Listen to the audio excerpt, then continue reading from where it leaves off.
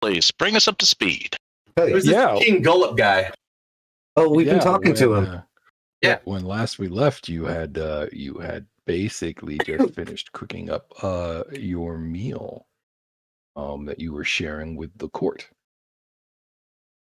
This brought you the esteem of King Gullop of the Soggy Court. Soggy Court. Not the Soggy Corp. That's a totally different game. That's my Cyberpunk game. You're welcome to play. Soggy Court? They do sewage. No, Soggy Corp. They do sewage work. Oh, okay. Well, that's actually SAGI. They're actually a Zaibatsu. Oh, I see. Are they from like India? Yeah, you totally get it. Wow.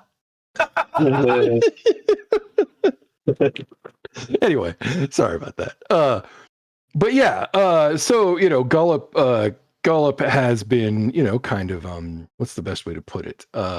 Impressed with your level of respect and diligence. The court is quite happy with the food. As I recall, I think it was Phalian, you had worked out the idea of potentially teaching the court cooks how to do this a little bit as you prepared your meals. Yeah. And then there are a couple of events before the night sort of like wrap, and it's not really night, but before the meeting and the meal sort of wrap up that I want to cover. First, King Gullop makes several offers for you to join the court throughout the night. There are a couple of things that he reveals as a result. One, only members of the Soggy Court ever get inside the Hag's cottage, as members of the Soggy Court sometimes work there as attendants. But also, he claims that there is a rebellion afoot in the kingdom, and he apologizes for assuming that you were going to be associated with that when you first showed up. But being as you're people of such refinement and respect, it's very clear that you're not one of those, scandalous rebels. One of those rapscallions. That I'm would here also to explain protect what happened with the fire. You guys both talked at once there. I kind of missed both of those. What? Yeah. I'm going to live Verde. Oh no, yours was way more important. I'm just like, no, I'm a guard for the cooks. My comment was about that would explain how the fire started. Somebody went in and sabotaged the place. Oh yeah, if you actually mention that to the king, he'll kind of nod sagely and say, no doubt. The loss of that furnace is going to cost us dearly in the end, but we'll bring them to justice. YOLO, actually. At some point in the exchange of food and the like, one of the members of the court brushes against you. You don't get a chance to see who it was as you turn to look. There's a group of them, and none of them seem to be paying you any regard, so it's hard to tell who may have been involved. But you realize as they brush past you that they placed a piece of parchment in your hand. Small folded scrap, probably no bigger than half a dollar bill.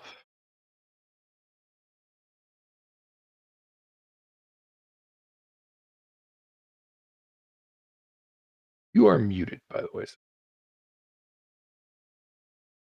Yeah, some sneaky person. So I am. Yeah.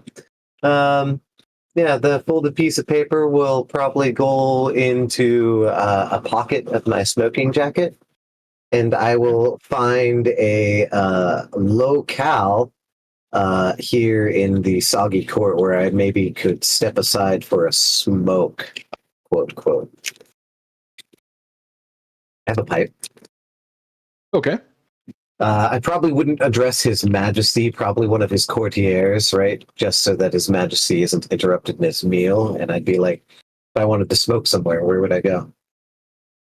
Oh, sure. Actually, one of the knights actually says, kind of motions and says, this way. Thank you. Thank you. And so I'll head over there, and if I'm mostly private over there, I will take the note out while sparking a pipe. Yeah, the two knights that are here. Let's actually move you over to where he gestures, so you get. What's the The map two called knights that again? are. This map is Sorry. called Downfall. That's what I thought. Thank you. Players down. We're good. We're good. Thank you. Cool. I'm sorry. Yeah, no, all good. So there are those two knights there, and they have very wide vision, so it's hard to tell if they're really paying you any mind or not, but they're certainly not acting as if they give a shit about what you're doing. Yeah. If you were to like draw an axe or something, that would probably get their attention right quick, though. Of course. Actually, I'll probably take out maybe like one or two. What do I have in my inventory that could be used like that? I got this piece of paper. Ah, yeah, no, there it is. And I'll take like a cutting of hemp rope or something to keep the light going so that I can keep hitting my pipe, right? Yep. And I'll try to make it look like this piece of paper is just part of that, but I'll have to read it first. Gotcha. Yep. There is a short line of, I mean, to your eyes, it's common, but to your eyes, that's kind of English. Yeah. And it says very, very succinctly, find Illig, the Baron of Muckstump, at once. The revolution lives. Thank you. All right. Let me write that in my notes / keep that in my memory. Baron what? Metal? Illig, Illig. Illig? Yeah. Yeah. It was Illig and the Slithy Toes. Yeah, exactly. All right. I'll bet you money that whoever wrote this thought exactly that. I bet. Oh, I'm going to nod to myself with my eyes closed a little bit, light the paper on fire, and then sort of stuff my pipe, sort of like I'm clearing it. And I'll walk back over to the table with my information in hand.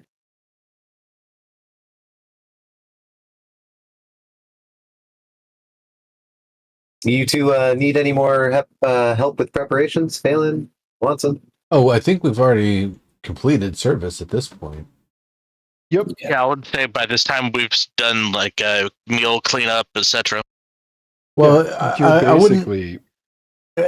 I probably would have, instead of going to meal cleanup, kind of gathered all of the cooks and chefs that were looking on and asking if they have any questions or needed any review of any of the techniques or timing or anything.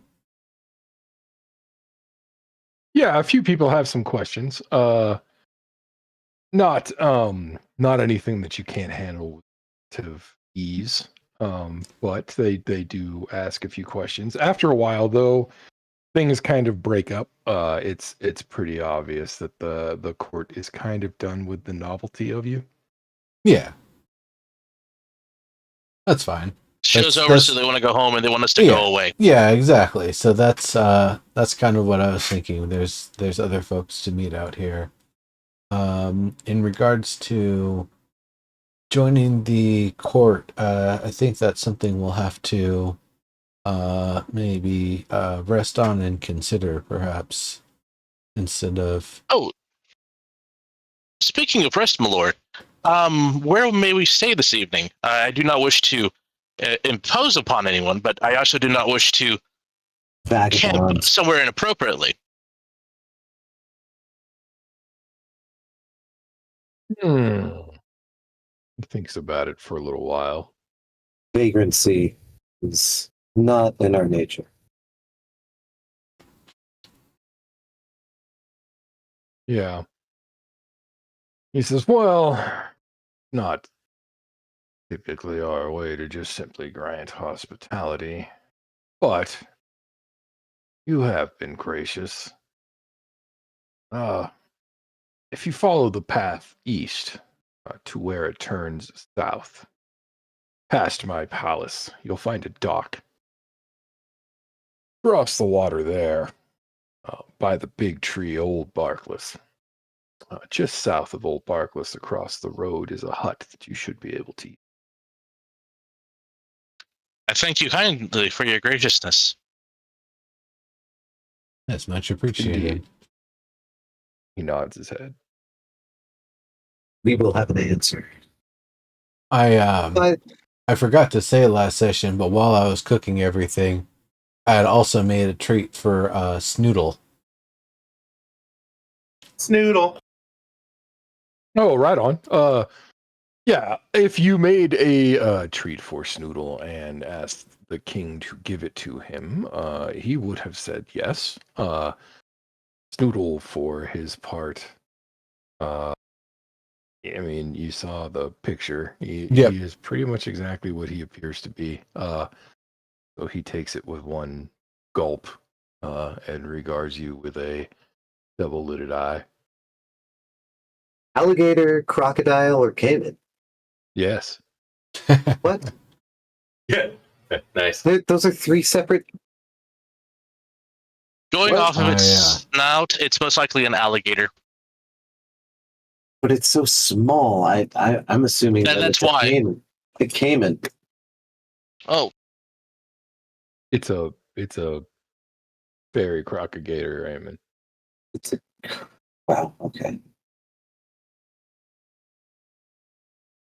Is that the answer he gives me? If I ask, what is this fine breed?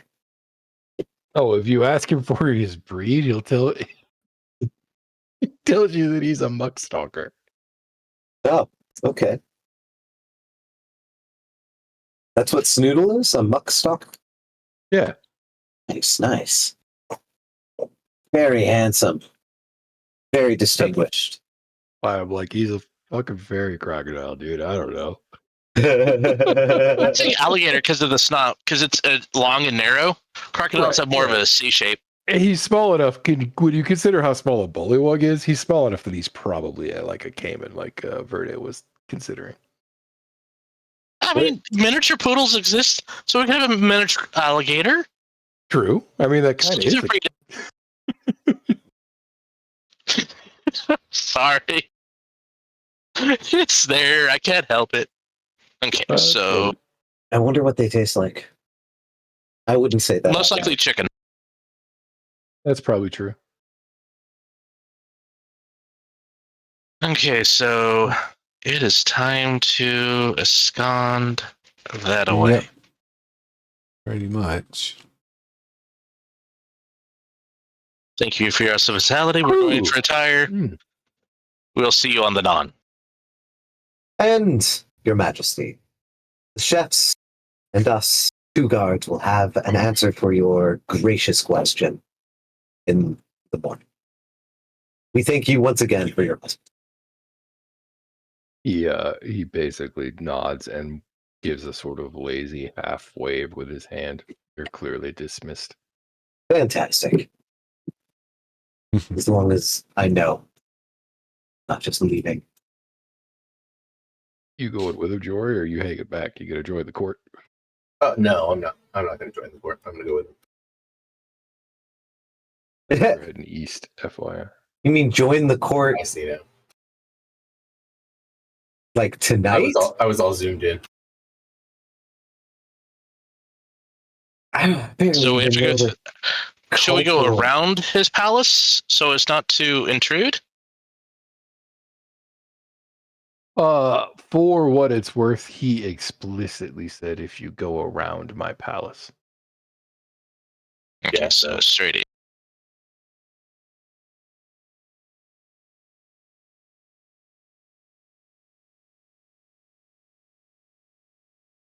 But he did say around and to the southeast, correct? Yeah, he says if you go around the palace to where it turns south, you'll find his docks.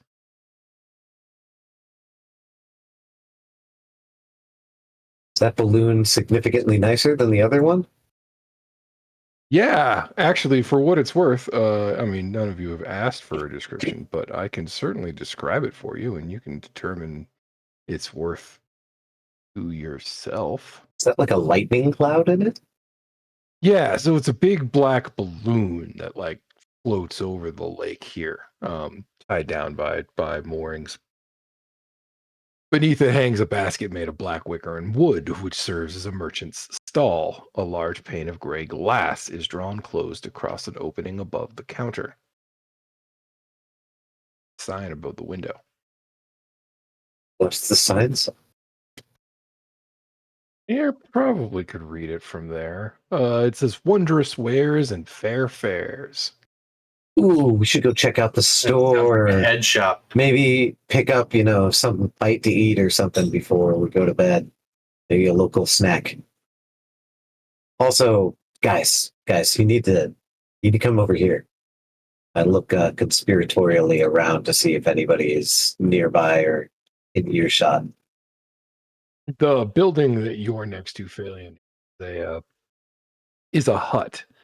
If you look through the door, you can tell that it's a jail. Like calling it a jail is even a stretch. It's a couple of holding cells, basically. Gotcha.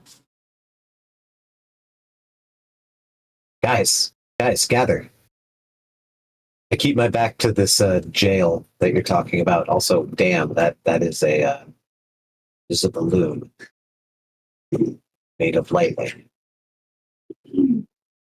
Yeah, look at I don't think this would be a good picture. place for a conversation. That's pretty remarkable. Well, I actually don't know. Are there people around tonight? Was there someone in the jail? Like someone attending to it?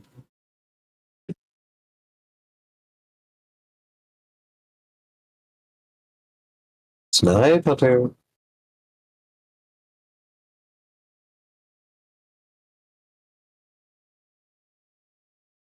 Dice are rolling.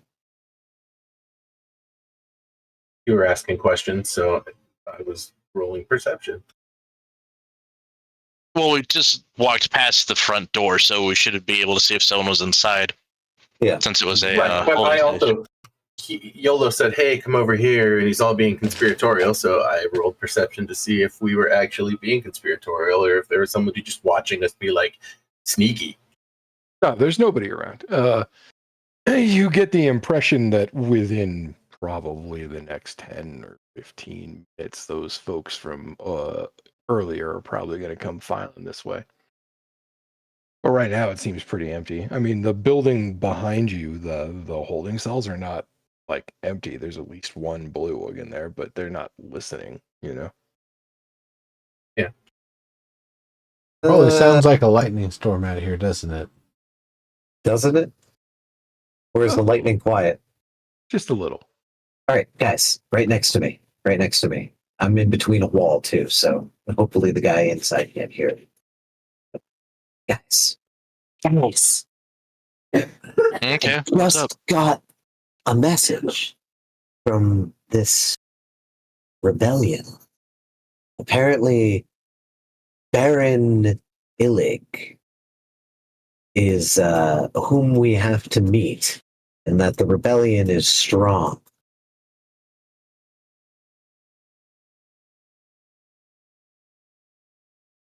Okay. Yeah, no, I got a message on a piece of paper, but Yeah, who passed you the piece of paper?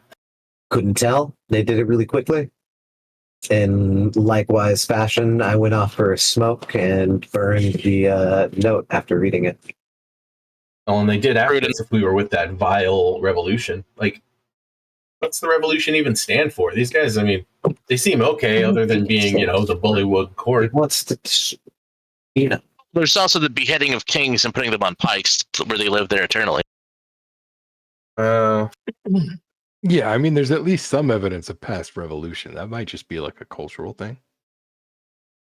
Right. I mean, That's fair. is this the revolution that then follows the revolution? Like, are these guys' heads going to be put on pikes when the Was revolution the is king done? of the previous revolution sacked? Right. Like, Yeah, I is guess this we the didn't. revolution against their contracts with the Hag? People who sacked the previous king have been sacked. Have been sacked. Okay, that's good to know. Let's talk about that more when we're at a better, more secure location. There's nothing more to talk about. Just, apparently we should be looking out for this fellow. He'll I'm gonna head be. over here. Can I tell if the shop's open? Yeah, right. I want to. It go does to the shop. actually seem like it's open. Is there any science saying that you have to be a certain thing to go over there? Because, well, this is a court, and if this is a nobles only shop, I don't want to go over there not being a noble. Right. There doesn't seem to be any such signage that you can see. In fact, if you look around, this whole piece of hillside that leads up to the little dock that the I guess pier that the balloon/shop is on is all trampled mud and dirt. There are some chains lying around half buried in the mud. It looks like might be some kind of training grounds or something. Interesting. I will continue aggressing towards it. Slowly, of course. Yeah. Okay. Probably give you Hold on away. a second. Need to go look something up. I really hope this holding cell wasn't the shack that you described. No, he said it was across the water, so you have to take a boat. That out.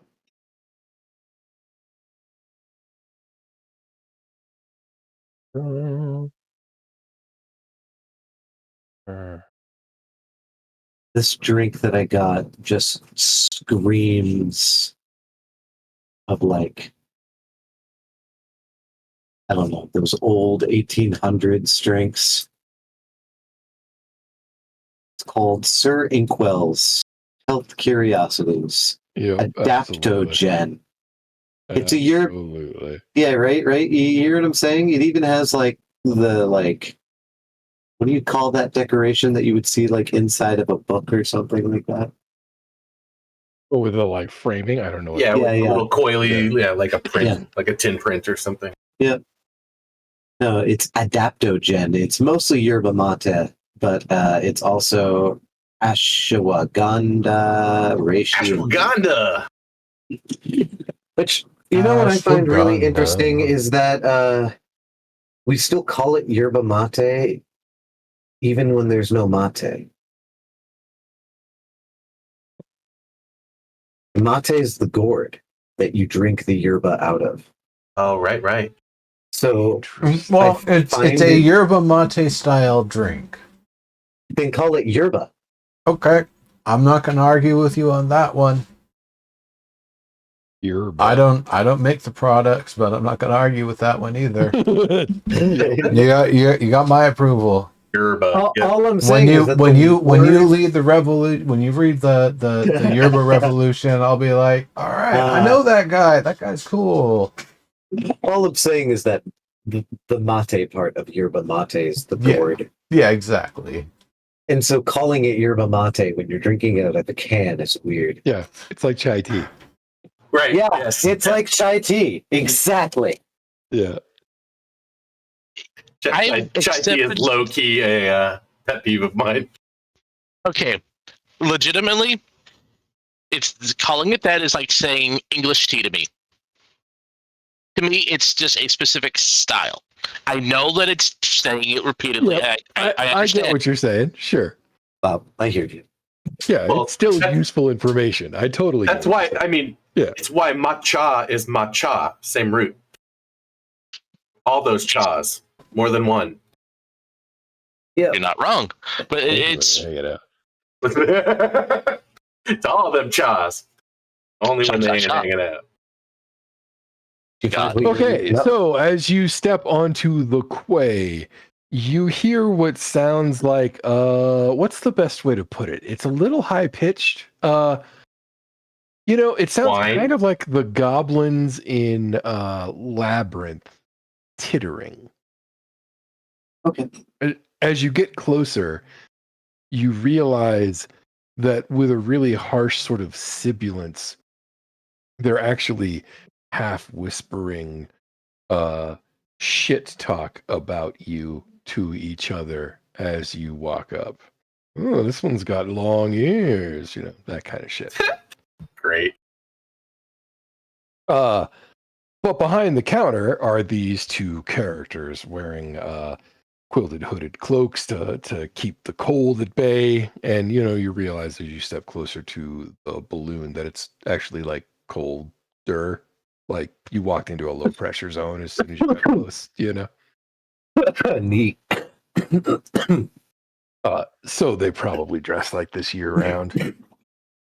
But yeah, also you realize they're clearly some kind of monster, right down to the like isekai trope of wearing a metal mask to hide their faces, Yeah. Awesome. Right. And they don't say anything to you as you approach.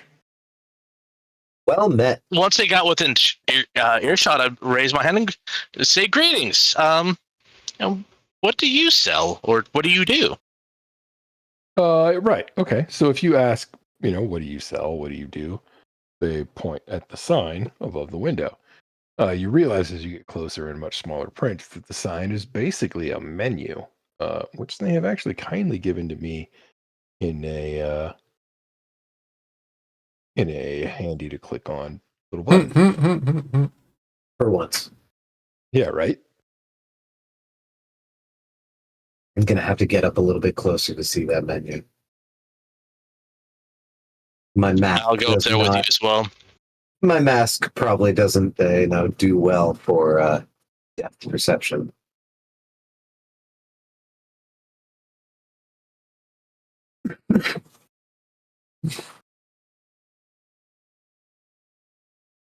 By the way, the pair are also sort of two trope, of disparate size, one significantly smaller than the other.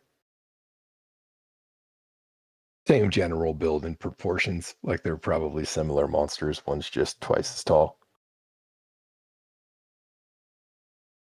Nice. Yeah, right. Interesting. Could you talk to me about this monocle? It looks quite Yeah, pretty. exactly. That's what I was thinking.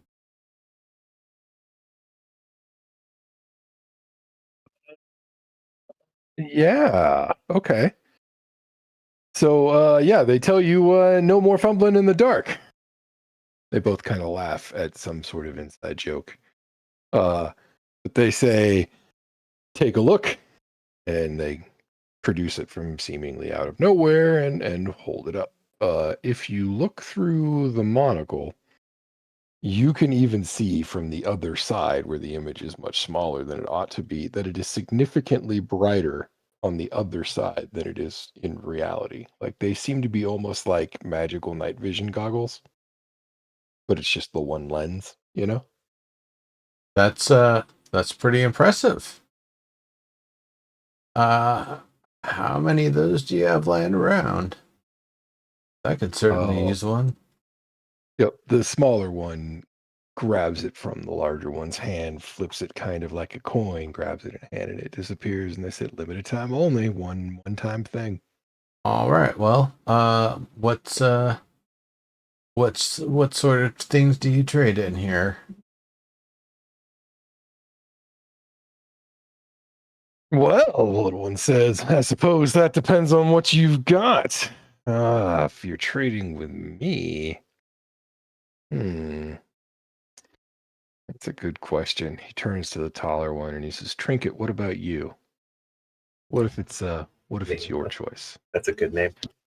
The tall one leans forward, looks over at all of you, points at Phalion and says, like the color of his eyes. That hue be mine.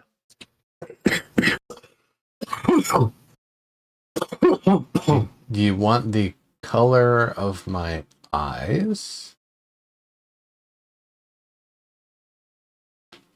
That's an interesting price. Yep. From under the tall one's cloak, you hear a whispered voice say, charm. Right. The small one looks around kind of alarmed for a second. It clears his throat, and says, what? And you again hear the little voice say, charm, I want the rhythm of their steps. I hear a teeny little voice in there making some requests there.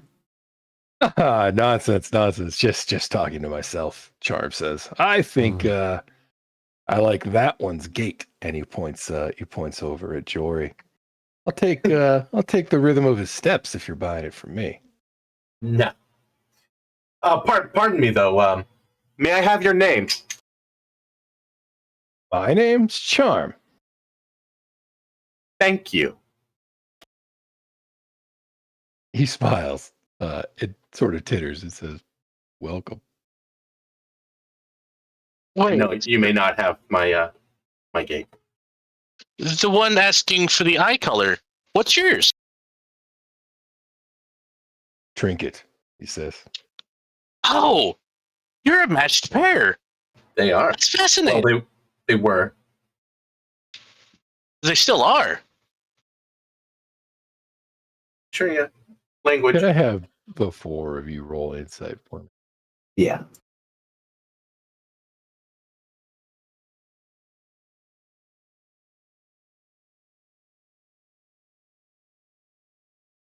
Damn. Okay.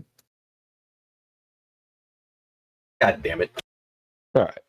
Watts and Phalian, your eyes wander up and you realize the name of the store is Trinkets, Baubles, and Charms, but it's with apostrophe S's. Right. So Wait, what? Say that one more time. The sign, the name of the shop, is Trinkets, Baubles, and Charms, but as you look up, you realize it's apostrophe S's on every word. Okay, so if we've seen trinkets, if we've met Trinket and Charm, where's Bobble? it's the other voice. Yeah, you see Trinket's cloak sort of brush as if some wind or other force perhaps had pushed against it. But nobody speaks. Neither Trinket nor Charm. They just say, "That's it." That's quite fascinating.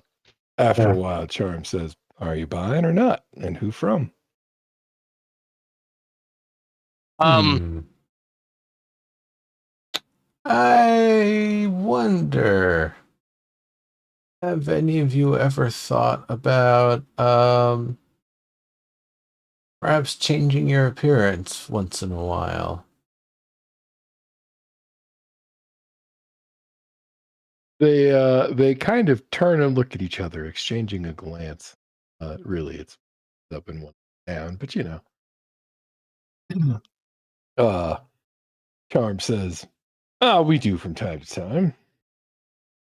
Perhaps for an hour of antics that one of you can engage in for whatever benefit and whimsy you can gain from it, I would be willing to trade a kit here. It is a magic face paint. And after you've applied it for the next hour, you can disguise yourself as if you had cast it magically. They both giggle. You realize as they do that the Trinket kind of seems to be the sort who you know how some people like laugh from their belly, right? Trinket very clearly doesn't. Like almost only the like top like half or third of his body seems to move with his laughter. A dry wheezing sort of laugh. The laugh sounds pretty normal. I'm gonna go to a business. Whatever these are, you know. Okay, I get you. You get the impression they're probably some sort of fae folk, maybe. No, most certainly. Yeah, but more of the goblinoid bent than the elf bent, you know? Oh yeah, definitely that as well. Since it's a monocle and it only goes over Wow. one eye, do you only take the color from one eye, or do you take it from both? No, the deal's the heel. The hue. My brain. Yeah, they take the color of. And Right. so What I'm they'd asking is, just do be they take the color from one eye, since it's a monocle, or do they take it from both eyes? No, it's the hue of your eyes. It's the one hue, but it just applies to both your eyes. Unless one of you has the thing where one's a different color than the other. Heterochromia? That's what that's called. No. But I Well, probably have some like weird rabbit heterochromia, but Maybe not though. now let's be clear. You mean the hue of my eyes, not what I see, but how the you're color gonna on my try and eyes. bargain with a fae folk. And Nice. tell Nice. me, would it just be my the color of my irises that would go gray, I guess? I mean, if it lacked melanin, wouldn't it be red? Would it? Oh yeah, do I have those pink rabbity eyes? I made my eyes on the figure. You maker, are a white rabbit. right? Yes, I know, and I'm pretty sure I did make my eyes a color. I just don't remember what. Yeah, interesting. If you did go for red, that would mean they technically have no color. Trinket thinks about it for a second, and Charm steps in to answer for him. Charm says, "Oh, we wouldn't rob you of your sight for something so small in value." It would also make it where we would be fumbling in the dark, which would not be true to the sales pitch. Fair point, Charm says. Sold me if we sold you. Well, I don't know if my friend Phalian would be interested in purchasing it. I know I am, but I cannot speak for him to pay the price for me. Well, The deal's his eyes, not yours. yeah, that's a tough one for me because I already have this lantern here that I can just kind of turn on when I need to by opening it. And I've got a light source, and I'm not fumbling around in the dark. So, I'm not really sure if I'm willing to give up part of my appearance for, I can see in the dark. something so simple as that. Besides, it's a monocle. It's not going to stay on my face very well. I'd have to have one hand committed to keeping it on. That's not going to help me in a dangerous situation. Nah, Charm says. He actually produces it in his hand again and sticks it on his face, right on the mask, like in a place where it's very obvious this monocle would not stay, right? Look, it just And let stays. go, and it just stays. Now He says, that is a nice always feature. guaranteed to work. We only sell the best. That is quite the impressive item. I And wish you had a if second. you see in the dark, and he sort of flips it as a coin again, catches it in his hand, and it disappears. You see Would even my better. eyes end up being gray or black? Well, they'd have no hue at all, I'd imagine. Oh, So they would just be white. Or So- whatever. You said the color of his eyes. You do mean the Hue. irises? Titter does a sort of titter. Yeah, titter. Yeah, that's his Nice. name now. Sure, titter. Trinket does a sort of like half shrug and nod. Not like the center part, like the little black dots. No. We come from a world where perhaps medically the color of one's eyes is caused either by, of course, magic like this place, or by a thing called melanin, which bends light in a certain way. So if you were to take the hue from his eyes, then there are people who don't have any melanin from where I'm from in their eyes, and they have these bloodshot red eyes. You suppose this is what might happen to our friend Phalian if they did your deal? Charm steps in again and he says, "That's not usually how it works." No. Okay. I shrug. I have another item I'm interested in, but this is your trade to deal with, Phelan. The see the thing that I'm looking at here is if all I'm looking at is for my irises to go from the color that they are to having the same patterns, having the same shaping and everything, but they simply no longer have their color and are more monochrome. In doing so is done in such a way that it not only doesn't affect my vision, but it also won't mask any issues I might have with my eyes, that the color would be there to indicate. Like if something was bleeding there after this goes on, the red would show up there, right? It wouldn't just be, this is the sort of thing that I'm looking for. If it's going to be just completely like whited out or blacked out, I don't know about that. It's got to retain all of its pattern and characteristics, and you just simply taking the color out so it's a nice stone gray. Is that sort of thing that we would be able to have pull off here, or is that a little bit too specific for what's capable? Charm puts an elbow on the table and sort of rests his head against the hand, and he says, "Well," and you realize as he says this that in the hand that he is leaning against is about a. I mean, if you had to guess, eyeball size would be probably a pretty good size. Uh, Marble in his hand, completely clear glass. From our world, not out of the ordinary, but in a medieval world, probably beyond the capabilities of most glass blowers in terms of clarity. Damn. Okay. Like kind of like an eyeball-sized version of the crystal balls that Michael Motion / the Goblin King Yeah. juggle. Yep. Yeah, absolutely. But yeah, he says it definitely won't blind you. I can't help but point out that stone gray is a color. Mm-hmm. Stone gray is a color. I suppose it would be once again not a stone gray. It'd be a true neutral monochrome. Well, it won't have any color at all, anyway. Well, no color, but there would still be the shading, the light and dark.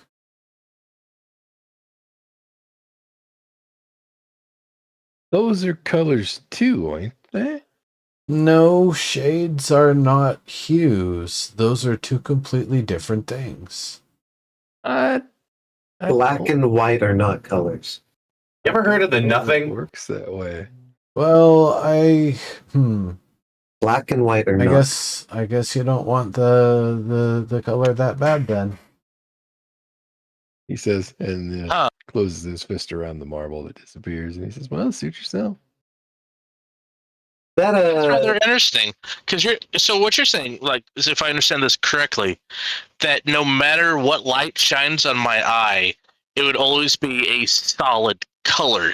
You couldn't tell which way I was looking. no, it'd be clear, I think, like the marble.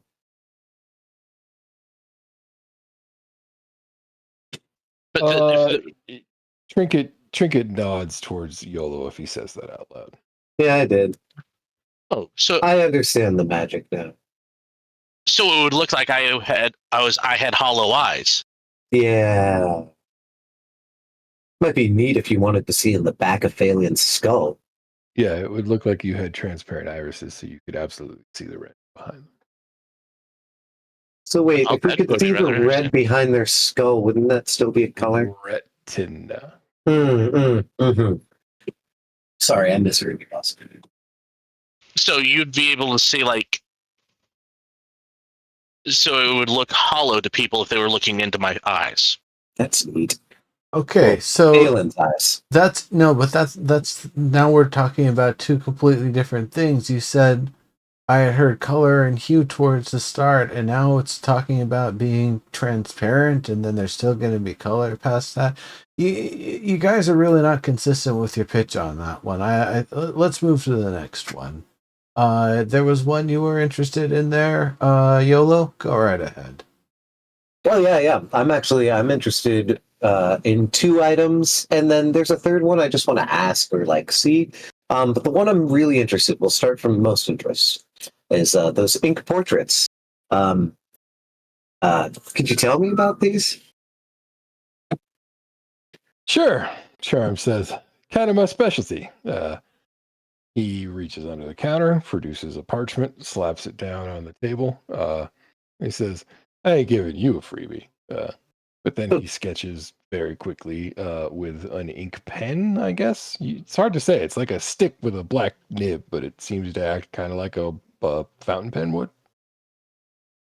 Like a charcoal stick. Yeah, kind of, except it's not charcoal. It's clearly leaving ink behind. But yeah, he quickly sketches out Trinket's looming silhouette, flips it around, and says, stuff like that. I'm basically looking at like an 1800 style silhouette. Yeah, pretty much exactly that. Nice. So You have some skill there. you well done. absolutely do. I'm an interesting customer when it comes to silhouettes. Is it only the silhouette that you see? I can do other stuff too. But yeah, it's you right in front of me. Me as I appear to you, not maybe The sight of you, if you will. Yeah, absolutely. Interesting. Gents, could you do the layers? He sort of cocks his head, but you get the impression he doesn't maybe understand what you're asking. Well, you know how like there's the soul of a person. So I have ran across some people that could see the soul, the essence of a person. He nods. He says, "I've sold goods that could do that, but no, this is just the side of you." I hear you. Do you have any of those goods by chance? I was wondering if I could get just the monocle this time. I got a nice bundle of dry wood if you're interested. See, that is the second item I was interested in. But great for starting fires. But before we get to the bundle of wood, just because I might want to pique your interest, that there is another me that I wish to remember what their silhouette looked like. And you're saying that is out of your realm of possibility. Yeah, doing memories, he says, and he kind of nods over at Jory. Is more his folks thing, isn't it? Speaking of which, have you been affected by those folks? Anything taken from you? Nah. Okay. Good to hear. I've been sort of reworking the sort of less savory things that they've done and giving back. Sounds kind of noble. I am kind of noble, but only kind of. That bundle of wood, though. I'm sorry to turn down your art. How is that? It's your normal bundle of wood? Yeah, well, it's dry. Well, yes, that's actually one of the reasons I want it. I have a great method of storing that in my pack, and there's nothing dry here, so I kind of want that. Out of curiosity, what kind of wood is it? Great for starting fires. Dry? Oh, you don't know what type of tree it came from? It's big one? dry wood. Dude, I still have a whole shit ton of that holy wood from that dryad. Did it come from here or somewhere else? Is it dry? Oh, it's definitely not from here. Yeah, it was very dry. Oh, what kind of place did it come from? That actually stops Charm for a moment. And he says, "What's that kind of information worth to you?"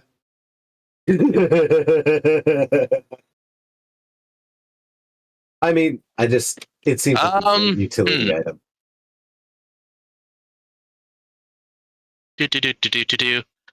Well, I got some sugar glazed mushrooms. I like candy. Do you like candy? I do like candy. All right, it's a trade. That's so wholesome. How many would you like? I wish to keep this fair and even. Yeah, we'll do one fact, one candy. How's that sound? Seems fair. Yeah, all right, Okay. fair enough. You asked where it came from. I'll tell you. It came from Tither. Oh, I wanted to go there. I hear it's a nice place. Yeah, it is. That's 2. Thank you. Here's your 2 candies. He swipes them from your hand. Nods. Oh, wait. There's 3 of you. Here. I wish to keep it fair amongst you. Yeah, that's mighty kind. Wait a minute. What makes you think there's 3 of us? The shop sign. It's the way they do business. God damn it. He says that he hands you one of the candies back.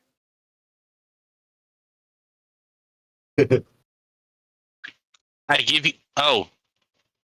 I gift this unto thee to keep it fair. I want the 3 of you to be happy. I like spreading joy. Mighty kind of you. He says that he swipes it back from him. You're welcome. So it's just dry wood from Tither that's good for starting fires.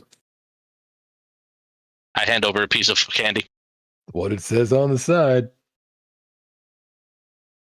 I Okay. guess it doesn't say it's from Tither, but fair enough.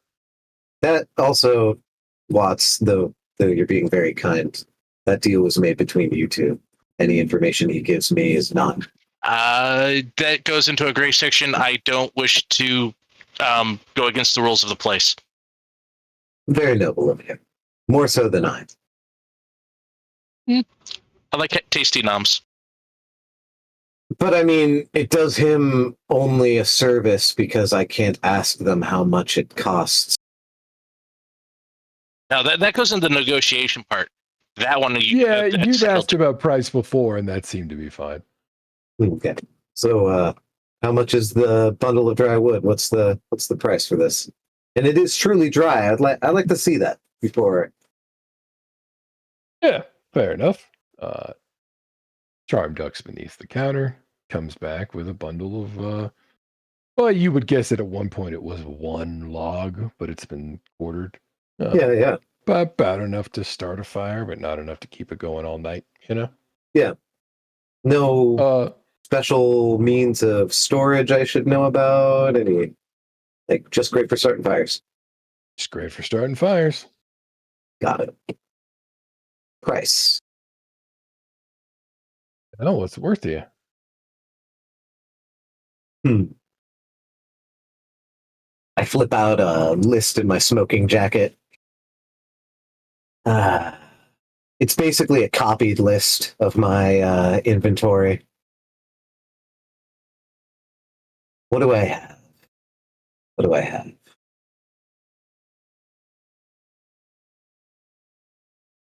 Do you like giraffes? What now? Do you know what a giraffe is? Not sure. Not sure? I could trade you a representation of this animal known as a giraffe.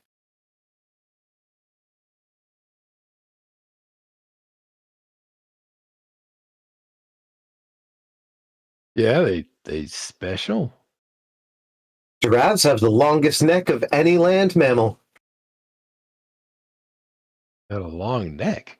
A very long neck, in fact. Like a dragon? Yeah, except they have the body of a deer. Dragon deers. All right, fair enough. I'll let you keep the wood. Show me a giraffe. I take out the balloon animal of a giraffe. he looks at it for a second, he grins, and he says, "That neck is ridiculous. What's it for?" Eating the fruits and ferns at the top of trees. That's preposterous. In its defense, the area that it's at, there is no low-lying shrubbery. It's all turned into towering trees of sorts. So the only way it can graze comfortably is with a ridiculously long neck. The best part is if there's 2 males fighting over a female, they whack each other in the neck, and whoever remains standing gets the female. It's true. It's true. That gets Hey. all three of them laughing. They say that's just stupid. They even use the Balloon neck. animal. Yeah. They even use that neck in order to find out if a female's a female. Because- How's that work? They got different necks? No, they smack it up against their bum. Well, I don't pretend to understand the gods that make things. All I know is you gotta laugh and wonder what they were thinking. Yeah, you're telling me, he says. Well, a deal's a deal. And enjoy your dry wood. I will take the bundle of dry wood and stick it immediately into the item box so that it stays dry. Okay. It's actually surprisingly heavy. Neat. How heavy is surprisingly heavy? Probably about twice what you'd expect. Like it's just cordage, but it's pretty heavy for cordage. 5 pounds? Probably like 8. Yeah. Yeah, okay. Cordage, that's what they call that. 8. Sure. And Right. that thimble. This is you get that at Target, right? Exactly. Is that thimble more than meets the eye, or is it just a thimble? Well, it's a very good thimble. What do you mean by fingertip not included? Yeah, it's empty. Oh, of course. Most thimbles come that way here? Really? That's a shame. You're fine. I could see them becoming quite filled with things. So, out of character question, does a thimble count as armor? I suppose. Craftsman tool. Just for you. Yeah. Just Under 5e rules, no, it does not. That said, if I was playing a homebrew with locational damage, I'd probably give that like an AC 4 or 5, but just The for fingertip? the thumb. Yeah. Well, no, I was only asking because if I were to Fingertip, buy it yeah. and then equip it, I wouldn't want it to ruin my unarmored. It does not count as armor for the purposes of bonuses. I would think it would only count towards the bonus of crafting tailors. What makes it very good? I've seen a lot of thimbles in my time that, said that they were premium. That's a good question. He says, let me Like, have you ever heard of aluminium? Like, I've seen so many thimbles made of aluminium. It's so bad. They can't even withstand a poke from a steel needle. Yeah, electrified bauxite isn't really the best. bauxite. Nah, it's nothing like that. And he holds up his hand with his finger, his pointer finger and his thumb sort of pressed together at the pad. And as he lifts them apart, you see the thimble was there the whole time. It's you would guess iron. Frick. It's a dark metal, at least. Looks almost like mild steel, maybe.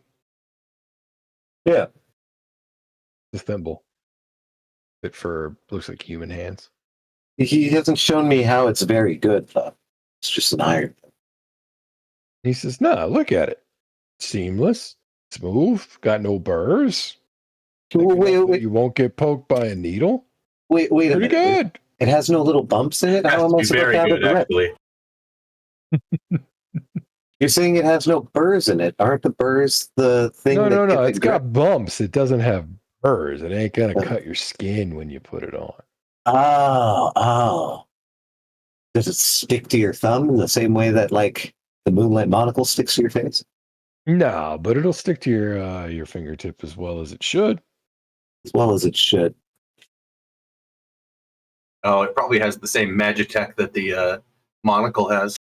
No, apparently it doesn't. I just asked that. Oh, okay. Just all right. Yeah, he said, nah, it'll stick as well as it should. As it should. Well, if it's very good, it should stick very well, right? Just not so well that you can't take it off. Right. That'd be pretty good. Yeah.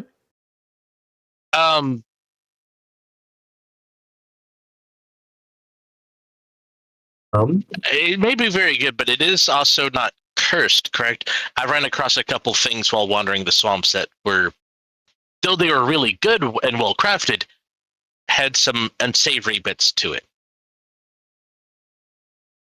As you say that, he sort of like crushes his fingers together, and the thimble disappears, and he says, No offense meant, I apologize. we don't sell cursed items.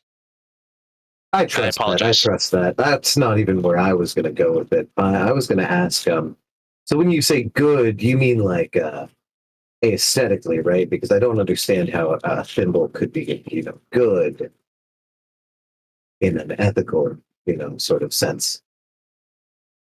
It's just nonsense. Right. I think he means craftsman scholarship. Charm looks at you like, huh?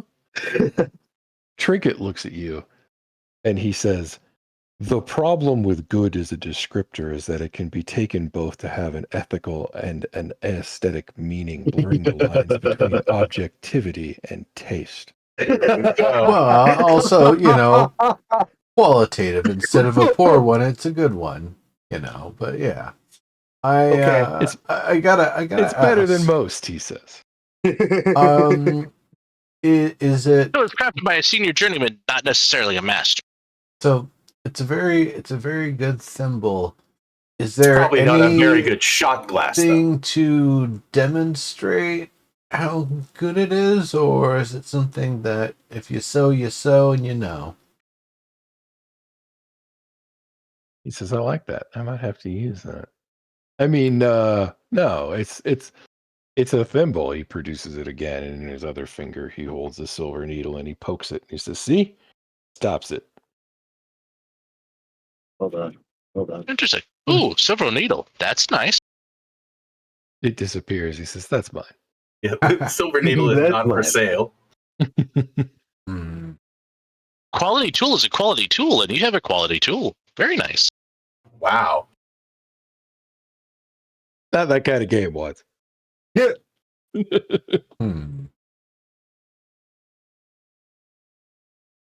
Oh well. How do you folks feel about cursed items? Don't sell those. I already said that. Yeah. But do you Are collect you trying them? to see if they can fix it? Do you collect them? Do I collect them? Charm says, no. No. Oh, okay. Okay. Trouble in the worth, usually. Well, Right. Truth.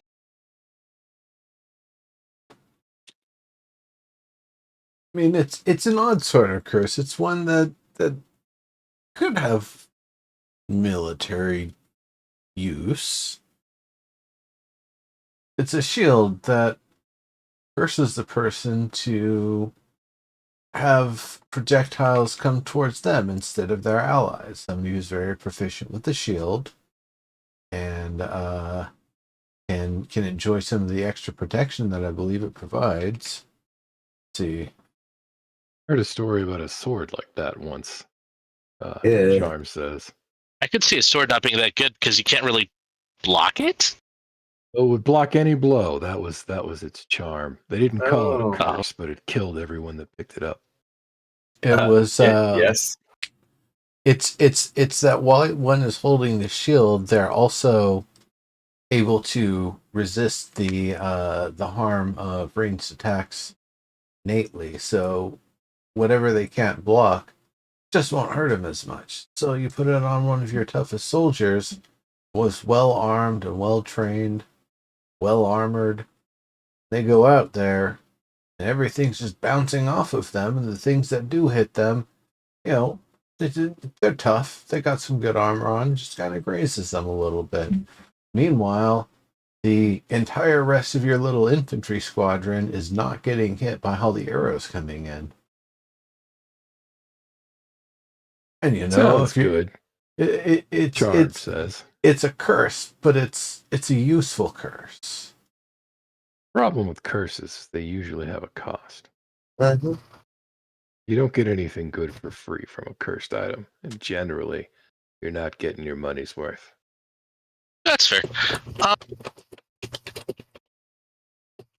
mean, wouldn't you two cooks be interested in the Dusk Mallow Pie? Maybe the Bumblebeer? Tell me about those too. I would be interested for sure. I mean, we've been here, we've jumped around the whole menu, and there are only 2 more items left. Why not see the next 2? Oh, Might as right, well. right. Charm says, and he kind of looks left and right. And you realize that on the corner of the counter was what looks like probably an unfolded napkin covering a small mound. He reaches over, he snaps the napkin off, and sure enough, underneath the napkin are a small, and by small I mean like probably 4-ounce mug of what looks like beer. It's certainly golden. There's no bubbles, so calling it a beer is No, most beer uh, is carbonated. right. Maybe it's just gone flat? Question mark. And a pie about 1 inch deep in a round tin plate. One slice of the pie has been removed. Light has taken from that slice, and then the slice was sort of crammed back into the space it used to occupy. Oh, that was the decorative biting. See, I thought you meant something like on the side or something. Tis the Nola, he says. So you made them? Just this afternoon. Oh. See, you guys are cooks. You know the value of a fresh-made meal. I can't Oh, trade. the pie I bought here, but the marks were made just this afternoon. Interesting. Bumblebeer. Yeah, what's that all about? Yeah, the beer too. It's all right. It's all right. Bumblebeer. Is it also Are you from here? telling me it's mead? Is it mead? No. It Yeah. ain't meat. No. No.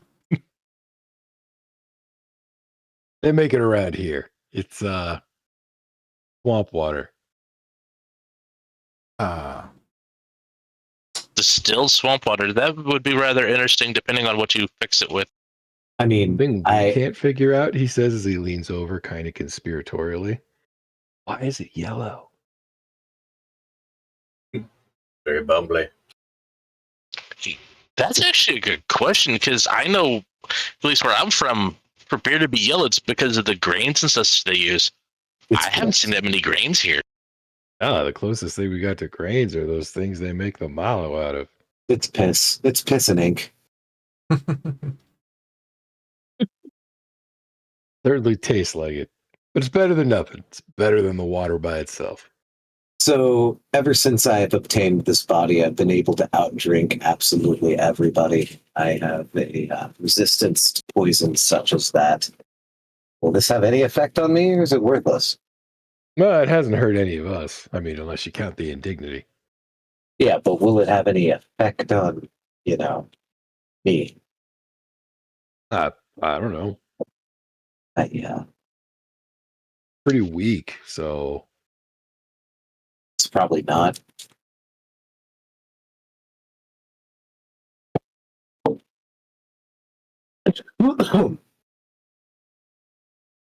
Barely looks fermented.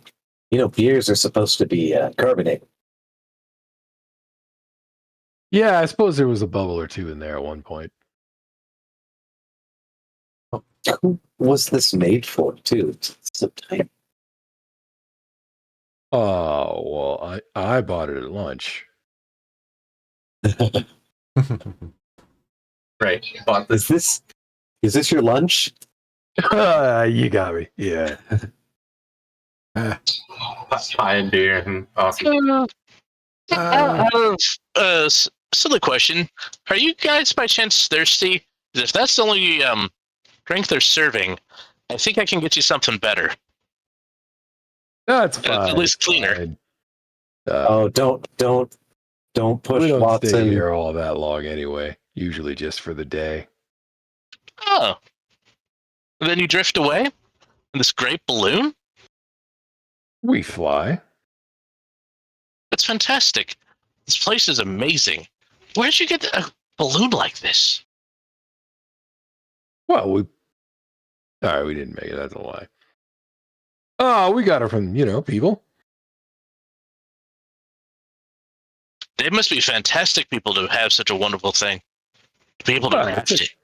It took a lot of trading. We traded up for it, Well, considering the fine items you have here today, I can believe it. Could you take us somewhere? Or could we go with you? They size you up and they say, maybe. You look like you might fit.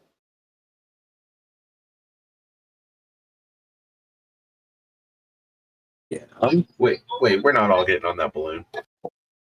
That might help us, go places. How much do y'all weigh together? Just out of curiosity. For totally unrelated reasons. So 200 pounds for all of our boxes, plus our body weights, plus the rest. I want to say I'm currently at 151 pounds. I'm currently at 117. Okay. If we consider the middle there like an average, I feel like you'll all fit. Yeah. Mine just says medium. It doesn't actually say my weight. It'll be at the very, very, very, very, very bottom of your inventory tab. And then you'll see your maximum, your lift, push, and drag, and your 141. current. Yeah, okay. Yeah, you'll probably all fit. Currently 115. Okay. Interesting. You traded up for the balloon? Well, sure. That's the story, right? That's what Trinkle. That's what Trinket do.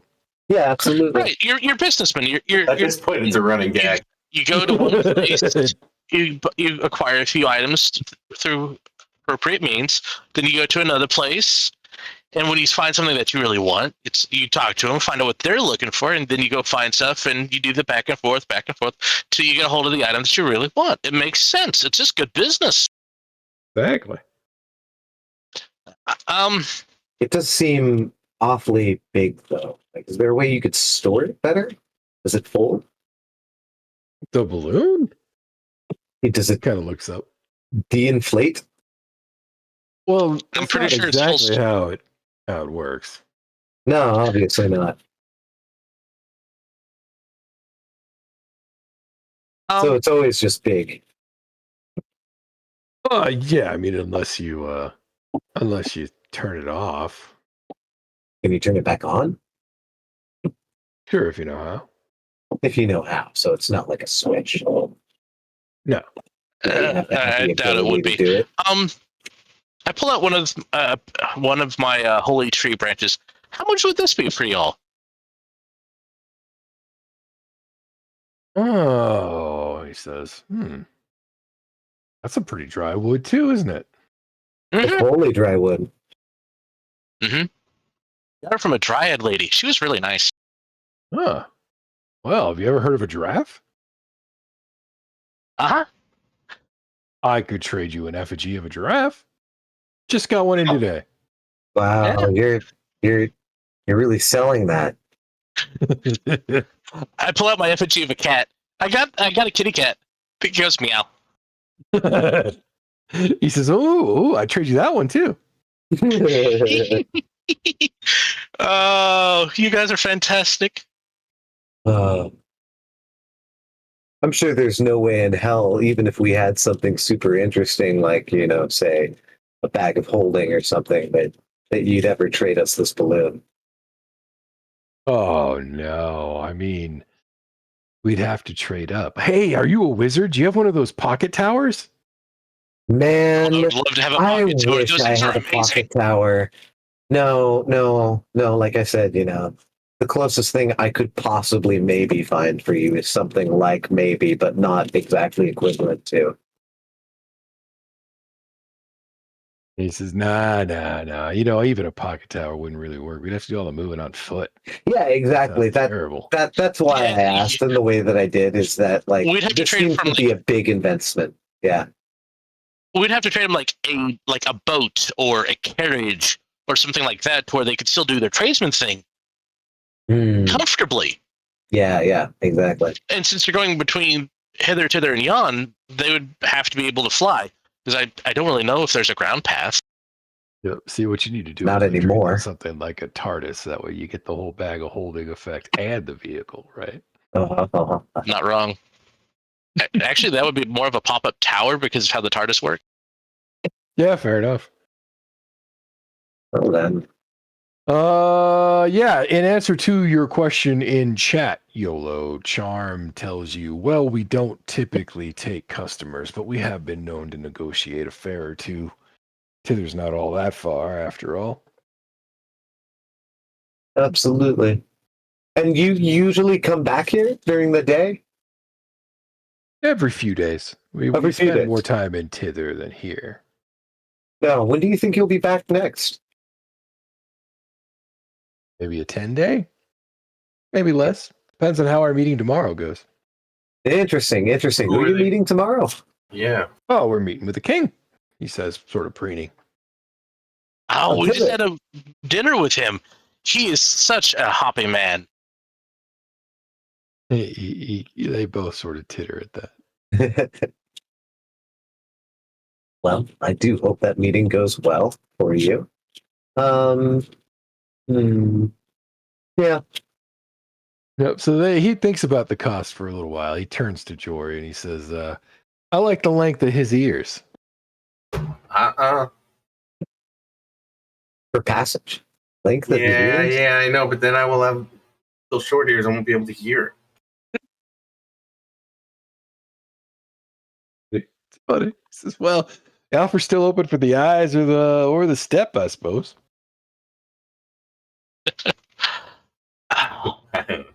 It's okay, Watson. You and I are good people. They just don't know Yeah. the merits of our gifts. I'm personally interested in getting a hold of the monocle, but I'm just not seeing it happening. Aim it his eyes. Apparently, I've got a willow oar. I've got an oar made of willow wood. I also have an arm made of willow wood. We made it. We crafted this. No, I know. I'm just saying, like, I'll trade you a willow oar I made with my own hands. Yeah, not for a fair. It's got to be bigger than that.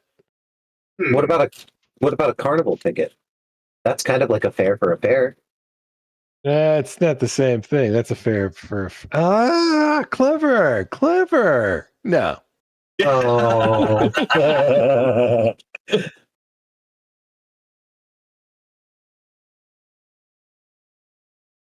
Oh, what does that ruby red lens do? I forgot what that was. Trinket, the tall one, leans over again, kind of at the chest.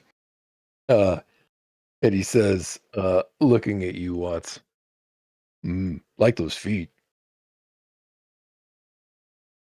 Okay. Is it the step thing, or is it more of something else? It's got to be the fur on top. It's got to be the goat feet. He says, fair, and I'll trade you mine. What are your May I see yours?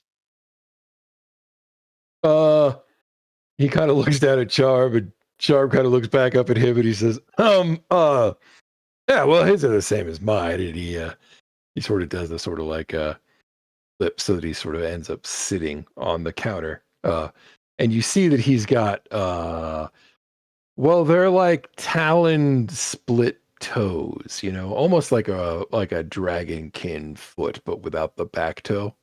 Like it's just got a normal heel at the back. Neat. sort of like a bird foot? Yeah, the way he probably walks on them from what you're looking at is you wouldn't like feel a difference in your own gait. You just have much broader feet. Be harder to Yeah, better pass as a balance. goat man at that point. I could pretend to be a birdkin, technically. Yeah, fair enough.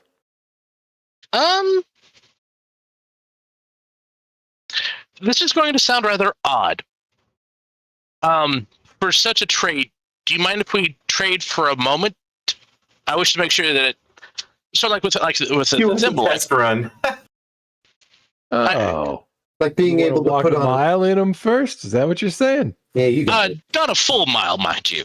But at least a few steps that way I could really, so to speak, get a feel for them. What do you think? I wouldn't want to walk off with your feet. That just that'd be bad business. Yep. Trinket nods, and he says, Just Better not. just around here in the shop. I'm not going to run off. Charm Here, I'll send it size. back down. Charm size and says, it was really only funny for the first few minutes anyway. And Trinket throws off his cloak, revealing that he is in fact two of these little goblin creatures in a trench coat. Yeah, we'd like to do a business. Oh, Yeah, so you wanted to go to a movie theater and you were... The smaller, the obviously now about charm-sized creature that is Trinket jumps off the shoulders of the third exposed creature, who you would gather is Bobble, and sort of sits down on the counter next to Charm, feet plopped out, and he says, "Oh, right," and he sort of like pats himself before snapping his fingers, and sorry, Jory, but a rabbit's foot appears in his hand. And he says, 10 steps.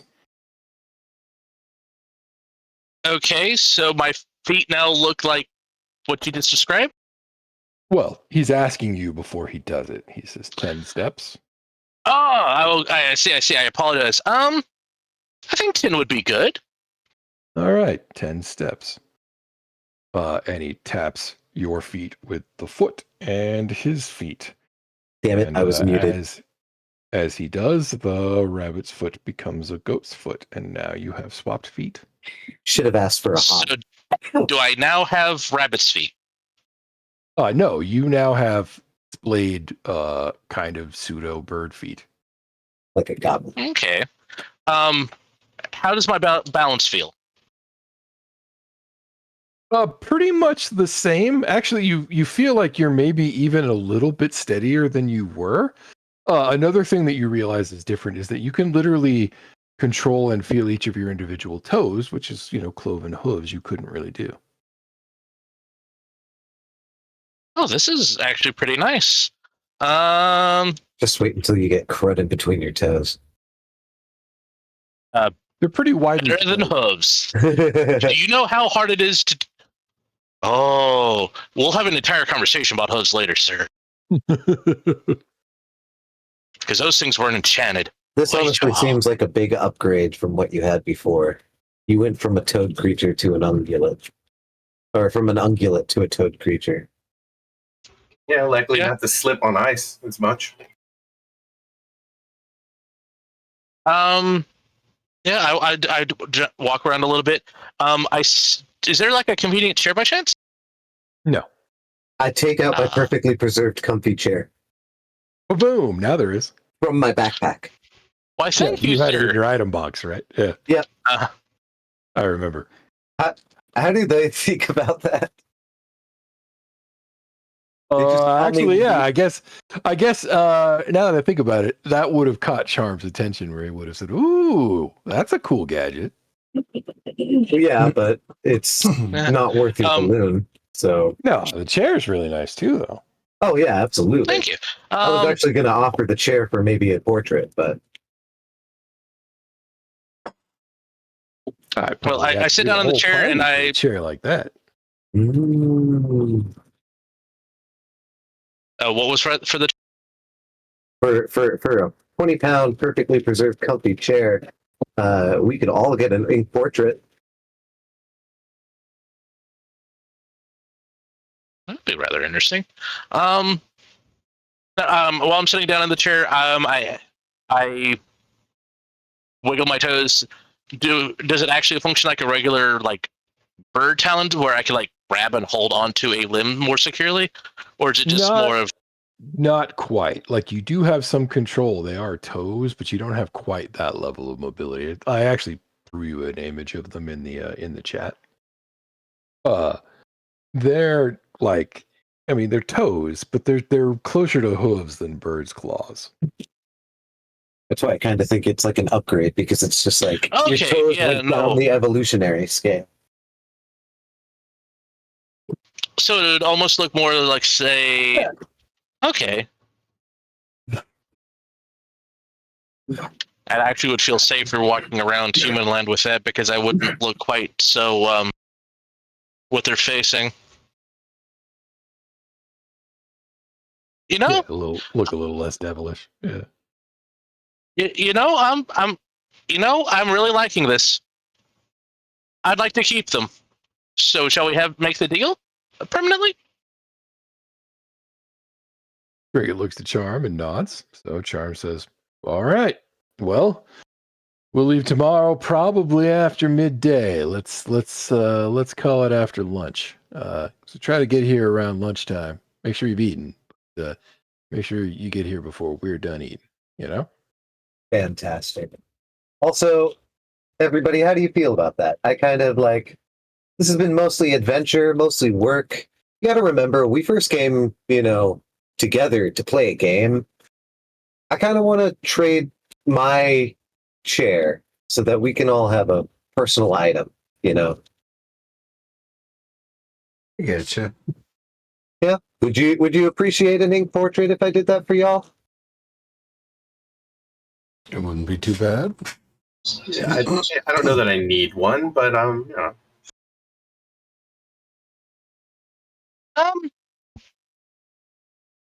That was for the travel, Watson. okay. That was supposed to be in a whisper, but that's fair. Sorry. It's you put a Oh yeah, there was a little first. apostrophe before it. Yep. Yeah, there was a tilde beforehand, and that was Joy's push to talk. Yeah, right. I hear that too. Takes 20 pounds off of my weight, so absolutely. Here's that chair for you guys. All right. Each of Charm. us would like a portrait. Charm hops down on your side of the counter, walks over to the chair, gives it a poke and a prod, and if assuming that you have stood back up, Watts, he'll give it an experimental sit. And he stands up, pats it again, and it disappears. Nice. And then he leaps back up onto the counter, sort of spins on his ass around it, drops to the other side, and turns back around. Trinket, for his part, has also leapt off the counter on the other side. And Bobble, who you can actually see, just judging from proportions, is probably female, is busying themselves with apparently cleaning up the space or maybe trying to look not noticeable. Likewise, do you know of people here in the court that'd be willing to trade for information on a particular? Oh, are you looking for info on people of the court, or are you looking for somebody who knows the dirt? No, I'm just looking to find somebody to talk to. Yeah, well, yeah, we talk to them pretty regularly. We know a bunch of them. Do you know where we could perhaps find a Baron Illig? We were told he has good smoke. has good smoke. Illig. Yeah. I think I've met that guy. Yeah, a little bit of a firebrand. It was on about something. Yeah, he's got an estate. I mean, for being honest, but he called it an estate. He's got an estate down on the south side of the shore. Okay. No, thank you so much. I'm just looking for something to smoke. Well, I don't know if that's really his. I don't know if that's really his deal, but he'll talk your ear off. Great. Hopefully, I'll have something to sharpen my mind. Or dull it. Definitely one or the other. Well then, I'll see you all tomorrow. Bobble, Trinket, Charm. And it's going to be about, say, noon straight up, or are you going to, as soon as you can, be leaving? Just don't want to miss, of course.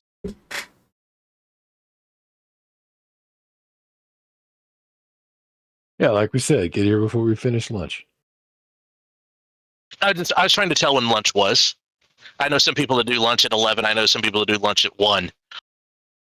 Nah, we tend to do it right when the sun's up there. Gotcha. Kind of points vaguely at the sky. Right. You realize he doesn't actually see the sun, but that's the impression you have. Right. We still need those portraits, though. Oh yeah. You want to pose? You want to do these one-on-one? Like you want a triptych, or do you want a single portrait? Guys? If we should get a a group picture, like get it like Knott's Berry Farm. Well, they're all silhouettes, so. Yeah, like you get a Raspberry Farm. Oh, yeah, of course. Yeah. So, what's your poison? You gotta strike a pose together. Yeah. I will default to the group's preference. I'm just happy to get a picture. Yeah. Dalen, Jory, do you all want like an individual or group picture? I suggested the group picture. Just do the group, me too. yeah. Right on. He says, "Well, gather up, strike a pose." Produces his little stick again and another slab of parchment. This one apparently he flips to its side so that it's more landscape than portrait. And as you jump into midair and freeze frame, he sketches out your silhouettes and begins to fill in the dark areas until what's left is a almost quintessential Knott's Berry Farm style cutout of the moment. And when I say cutout, though, he does an interesting thing with the stick where he flips it around to the other side and he sort of traces the silhouette, and the whole thing comes apart like a paper jigsaw, so that each of you has your individual person as a portrait that you can carry, but they all actually cleverly interlock back into the original picture. Oh, that's cool. Oh, neat. Well done. Yeah, so please give yourself your ink portrait item. I did ink portrait of party and then parentheses YOLO, since they all go together. Sounds good. Also, I would like you to add the following effect. This item counts as a scroll of mirror image. However, as a bonus, when used, the user of the scroll becomes invisible. This scroll only works for the person depicted in the image and is consumed on use. Oh. Say that one more time, sir. The spell confers the effect of mirror image, or actually, I suppose, something more like Shadowheart's invoke duplicity. Basically, what it does, though, is it creates a silhouette of you in the space where you stood. You turn invisible. The effect lasts for 10 turns. It can only be used by the person who matches the actual portrait of the scroll, and it is consumed on use. Excellent. Thank you for such a wonderful item. Yep, it's kind of like the displace of a displacer beast without the actual shifting position. Mm-hmm.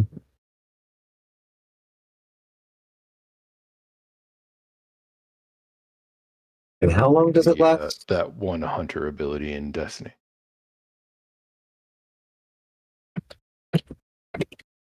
Uh, 10 turns. Nice.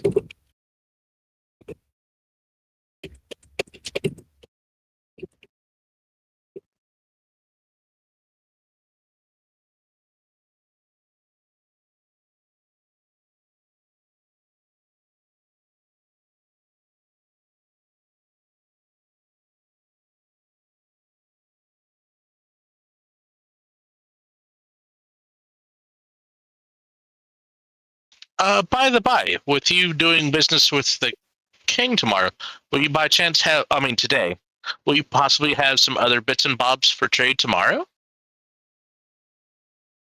Maybe. That's not usually what we're here for, though. Well, Well, bits and baubles. Baubles, trinkets, and charms. Maybe exactly. something like. He says, "Nah, here we generally what's the word? We act as importers. We generally bring this stuff to sell." Well, I didn't know what they were paying with to where, as business is business. If you have the goods, they have to have the payment. Yeah, exactly. Our business isn't exactly with the king. It's more like we negotiate with the king on behalf of our client. Ah, I see. I Oh. see. Ah, I'll try no further because I don't wish to. That's your business, not mine. well, Right. actually, that's kind of the question I have, I suppose. Is this your own entrepreneurship that you all own here, or does somebody else own it and you operate it?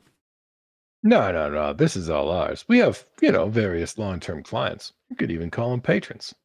Ah, fantastic. Oh, and you're an artist, so they're patrons of the arts. I like that. Wow, I'd be chuffed if I were a patron of the arts. Exactly. So few people do that anymore. It's rather sad. The world needs. Not that many people take care of those that can make the world a better place. Good to have support. It is. It is.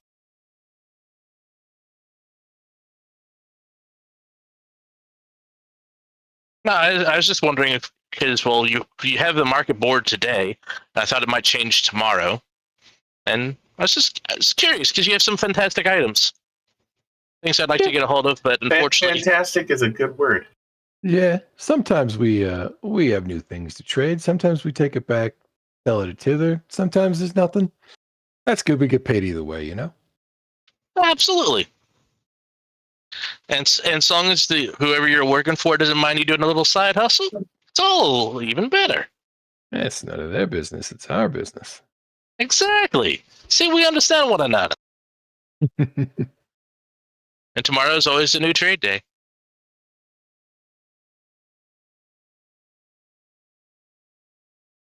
Trading up. Okay. I mean, when they stand on each other's shoulders and put the trench coat on. Well, then, we Business will is their last lead name, right? the three of you to it, for we apparently have a residence for the night granted by the king himself. It's a hut. Isn't everything here a hut?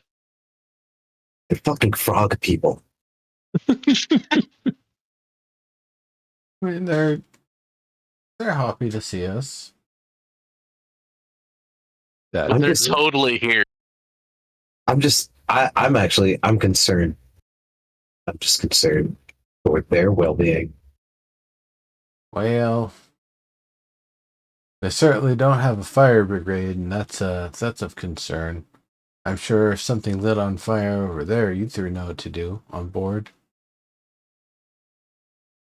Well, Charm kind of looks up and says, "We sort of have built-in fire suppression." Oh, fantastic. Is it the Thundercloud? It's the Thundercloud. Yeah. It's the Thundercloud. I would think the thundercloud would spark it. Well, that would only be the lightning, but if it just rained, Well, usually where there's thunder, there's lightning. It's pretty shocking that way. thought that was lightning and the thunder. Oh no. And then I stomped the deck 3 times. With my big rabbit foot. Yeah. No, that's just her thigh. Terrible.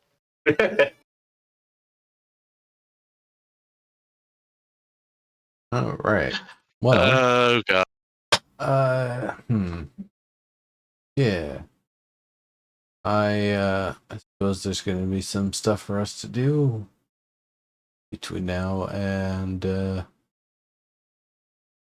Tomorrow afternoon. tomorrow afternoon when we meet back up with you. see you guys about lunch. I'll see if I can bring some tasty noms because I don't know why, but things here always seem so bland. Definitely not tasty. Not like the candy I shared with you. That stuff's good. Or was to me at I least. haven't tried it yet. Charm says. Well, see y'all tomorrow. Yeah. Good barter to you. They sort of lazily wave. And there's always making swamp sashimi. I would not trust any of the fish that come out of this water. God, no. I'm resistant to poison, and I wouldn't eat any fish that came out of this water once. Well, in your case, you don't fear the poison, you fear the parasite that might be in there. Oh, God. You already got 3 people in one body. You don't want a 4th. Might be in there. Thank you, Snipe. This is a really wet-looking palace. Well, it is called the Sinking Palace, I believe, in local lore. It is sinking. That's the name. Yeah. So we need a boat. Yeah, and lucky you, the boat's on the other side. Yeah, of the river, not on this side. Correct. They're Yeah, like, I don't know if you can see it from there, but I imagine no, you can. no, I can. Is there like a rope or something? Okay, this next movement, I'm not actually moving. I'm measuring. Great. Okay. So,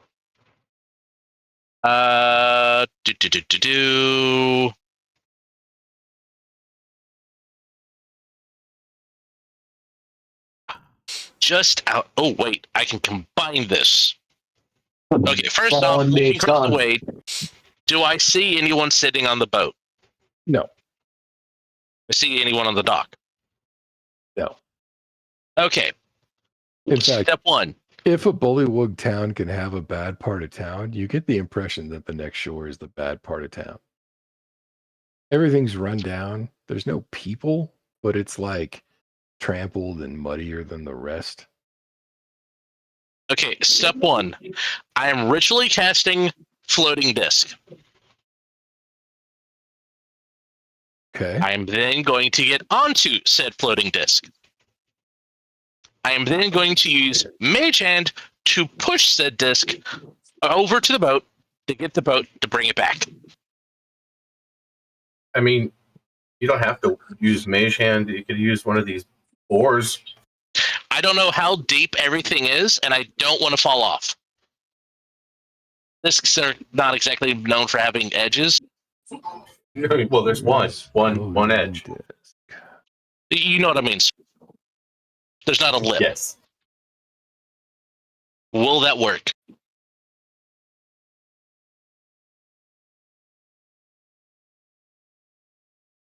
Because my other option is to move it to where I am within 30 feet of the boat on the disc. To answer your question, it will not work, and I am happy to explain why.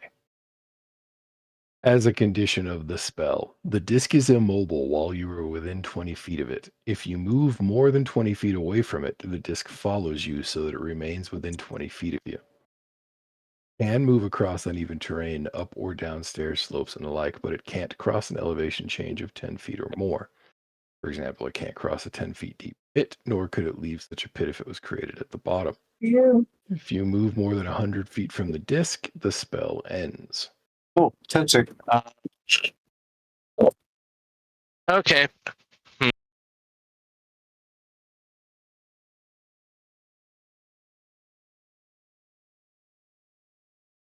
That's rather sad. I was hoping to just have a simple solution by having the Mage Hand. Because Mage Hand is 30 feet, right? Something like that. Yeah. Like you can tell it to move 30 feet on a turn for sure. You know what? I think I'm What's the actual gonna. range? I'm gonna. Does it look like it's moored down very well, or is it just kind of hanging out over there? It is actually moored to the dock. It's not just hanging out there. Okay. YOLO, or anybody else, but I would imagine YOLO would be the one that has this. Any sort of large metal hook. No, boss. I have about 50 feet of hemp rope. About I do cut maybe too. a centimeter I off. was going to say you probably have about 49 feet, actually. Yeah, I mean, cut it's like maybe a centimeter off. it's not that I couldn't launch something across with rope. It's that I don't have anything that would attach with that configuration. Also, out of curiosity, how am I supposed to note that I have different feet now? Oh, that's a good question. Is there an appearance section for these character sheets? Under notes, probably. Yeah, I guess I would put it under note. Appearance. Oh yeah, there it is. Okay. So I have a pot. It's made of iron. If you want to use that. How fast can or how far can rabbit leap? I believe it's 1d12 feet, right? So 2 extra tiles, basically. That's not much. Not much. No. So you could attach this pot that I have to the end of one of our ropes, and you could use that as a grappling hook. Well, I can't really fire that with a slingshot. You know what I mean? No, you couldn't fire a pot with a slingshot. I don't think you could throw it though. Yeah, you would get further trying to throw it than sling. Yeah. I mean, I could probably throw it. Do you think you can throw it 40 feet? Pretty awkward. That is pretty awkward. That's a strength check, not a dex check. So it's probably not. Oh wait, no. Range attacks are dexterity based. So Correct. yeah, actually, I might be able to do that. It's an improvised weapon, so isn't it just like a straight ability check? That up really quick. I think you're right, though. I don't think I have. What's the word? I have proficiency in simple weapons. No. Simple and martial. Yeah. For some reason, I have proficiency in armor too, despite never using. Hey, yep, frying pan, wagon wheel, or dead goblin. Dead Goblin is a specific example. Yep. I have a question. I thought they wanted to be more inclusive. No, what's your Yeah. question? So if you have a potentially matching proficiency, you can technically add it. Otherwise, it's How big is Tinter's disc? 30 feet. Oh wait, no, it's not 30 feet. It's like 10 feet. Is that right? Either 5 or 10 foot radius. No, it's a 5 foot radius, I thought. 3 foot diameter. 3 foot diameter. So it's not even a full tile.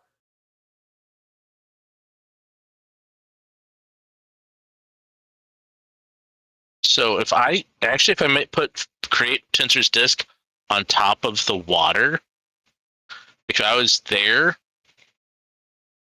that puts me just outside of it. Dang it.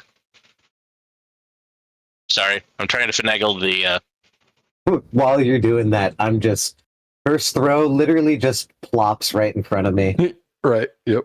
Pull it back, Gotta get wait, that at an angle. Yeah. empty out the Wait. water. the hand can carry things, right? Yeah, but only up to like 5 pounds or something. Like it's pretty light.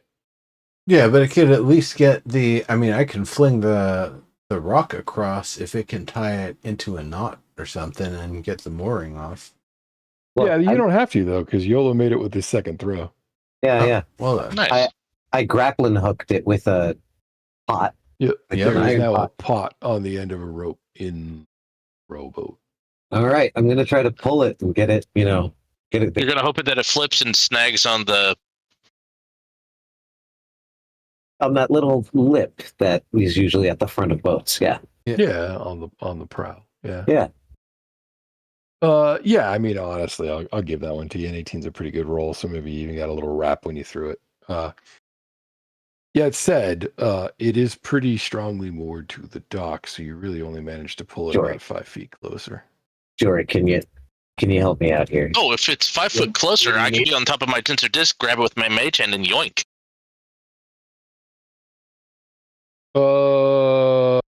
Can you explain what it is you're going to try to do there?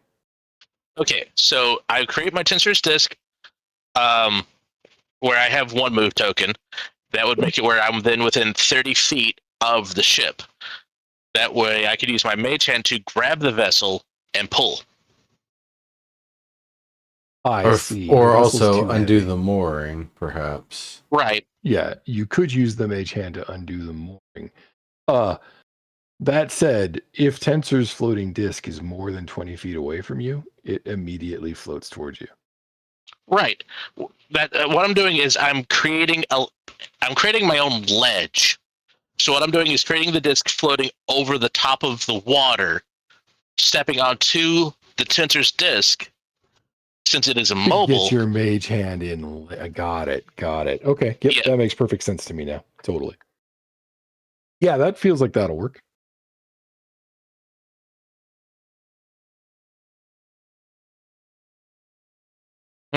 I'll get my mage hand over there, and I will do the doobly-doo to free the mooring to get it over to us. Yep, and then Yolo just has got to pull it in. Yep. Okay. Yeah, it takes a little while, well, a few minutes, but probably like 10 or so. Because it's not a really like well secured grab, so you got to be a little bit careful as you pull it in. But you do manage to get it over to you after a little while, and yeah, it's a perfectly servable rowboat. No oars. Yeah, we got oars. We have oars. That convenient. Baby, where we're going, we don't need oars because we brought some. Fucking kingdom with no What was the name goddamn of my toes infrastructure. now, by the way? What was that? The name of my put it- toes. Your feet. How are his feet described now? Sorry. So I talked over Verde, and I apologize about that. Oh, it's okay. I put a picture in chat, so you'll have to tell me. No, what I'm like I was trying to put it in my appearance tab. I Yeah. can't copy that picture, put it in the appearance tab. No, I know. I'm saying there's your reference. Describe it as you will.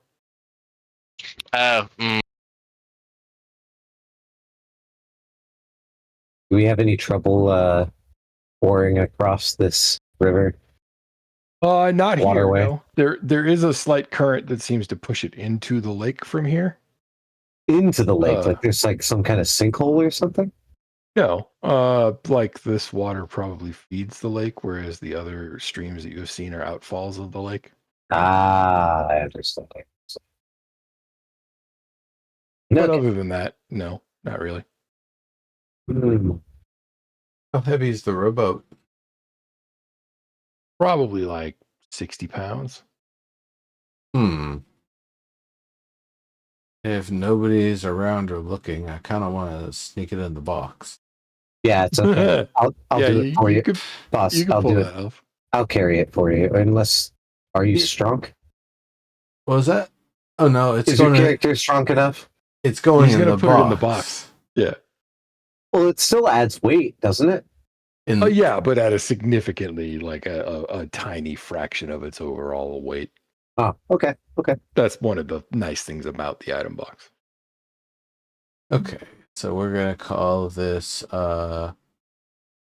What kind of boat would you describe this as? A stolen rowboat. It's a dory, probably. A stolen dory. I How do actually you really don't care. spell a dory? Stolen dory. Dory. How do you spell that? Like my name with a D. D-O-A-R-Y. No A. It's just D-O-R-Y. Oh, really? Yep, like the Indeed. Pixar fish. That's where the name comes from, I assume. But yeah. Oh, interesting. I had not Oh, considered. that's funny. Story from Downfall. Lovely. Uh,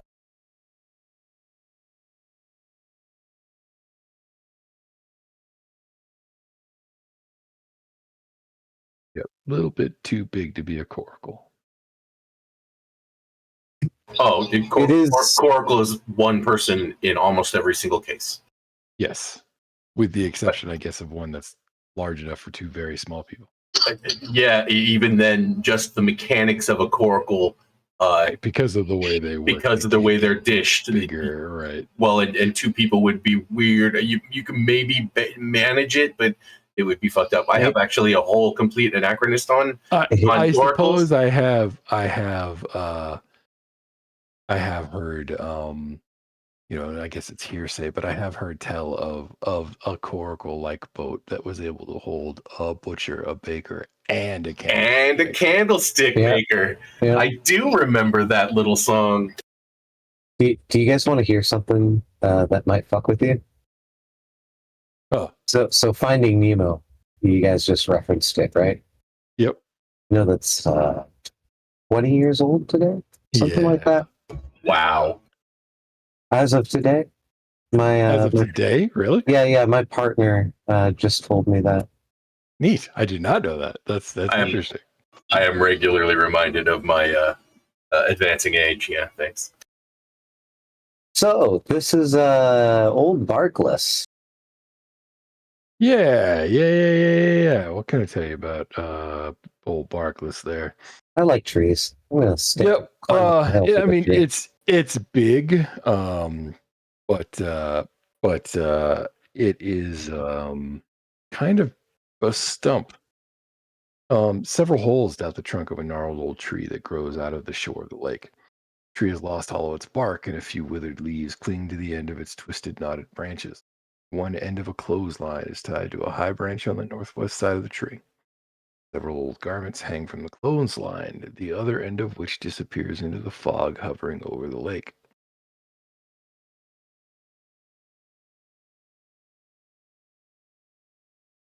Hmm.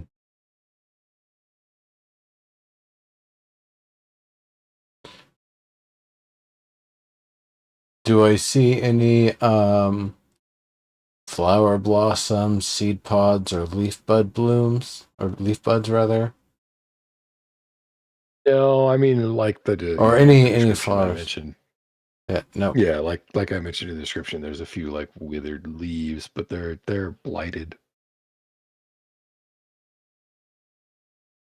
Two of you are requesting to step forward. Anybody else to approach the tree? Yeah, well, As you get close, pretty much to right where you are now, the tree erupts with a quartet of tiny but irritating voices that say insulting things about your parentage, your size, you really are clumsiness, just fairies, just everywhere. your clumsiness, and a hail of arrows erupt from the tree. Well, okay, I say arrows, but like, you ever seen Willow? I was gonna say Yes. made out of twigs like the brownies shoot. I'm just gonna bring up my shield. They're gonna And I'm like, Brownie-sized arrows, so splinters. I'm gonna bring up my shield and say, "Parley, parley. You mean no harm. We were just admiring the awesome beauty of nature." Yeah, they tell you to go away or they'll taunt you a second time. They clearly don't have any interest in being your friends. Absolutely. May we know who we've insulted so that we can be on our way and warn others of this dangerous tree. They do not. No, give you dude, they're a just name. dicks. Yeah. They're just dicks. Oh, they're just Gosh. dicks. Y'all They gave are us so no- tiny. Y'all are so tiny, and you're even smaller than my dick still. Like, Yeah, I'm you know tiny what? and you're They- tinier. they I'm gave super. us I'm no not used to being hospitality. this tiny, but like y'all are all smaller than my dick, and so that's weird. So like you're trying to attack me, and it's just hilarious. Anyway, you can have your tree. I was going to inspect the health of it, but clearly you're mismanaging that on your own. I'm gonna try anyway. Just ignore them. Yep. As you get closer, and you become more the central focus of their insults and arrows, YOLO. It's I mentioned a quartet of voices. You can confirm there are 4 holes in the gnarled trunk of the tree, about 5.5, 6 feet up. And you can kind of make out the tiny forms of what you would guess are literally brownies or maybe pixies or sprites. And brownies in my world are made out of chocolate. I doubt y'all are just as tasty. But I might try to eat you if you keep doing this shit and don't leave me aside. Yep. Go away, they say. Go away. I Hurt the will. tree. Actually, that was exactly the opposite of what I wanted. I will in my own time. That's what But they all say. You probably just want to reach out and smack it with an axe, don't you? I don't even own an axe. I'm Why would I want to chop down your tree? inspecting the tree right now while I'm arguing with them. YOLO. Okay, there are a couple of things that you do notice when you look at this tree. Earlier, I said it was blighted. Like when you looked at the leaves, they looked like they were blighted. But on closer inspection, they actually look like they might grow as if to deliberately look like they are blighted. Okay, that's an interesting defense mechanism. I might even say that out loud. Likewise, the way the branches are gnarled looks almost like a walking stick insect more than it does a tree branch. Oh, that's really cool. Yep. Again and again, the spreads continue to shout invective at you as you were there. They have stopped slinging arrows, but for all you know, that just means they're out. Huh. They're just out. I start using prestidigitation to create marks all over the tree to cut over the entire area with the smell of my magic. Isn't that like a pervy a pervy book? I'm joking. The smell of my The magic. smell of my magic. Yep. I heard Oh it. God! That's That's perusing Audible. I thought. Piers Anthony wrote that. Yeah, you sure did. Absolutely fucking did. Later years.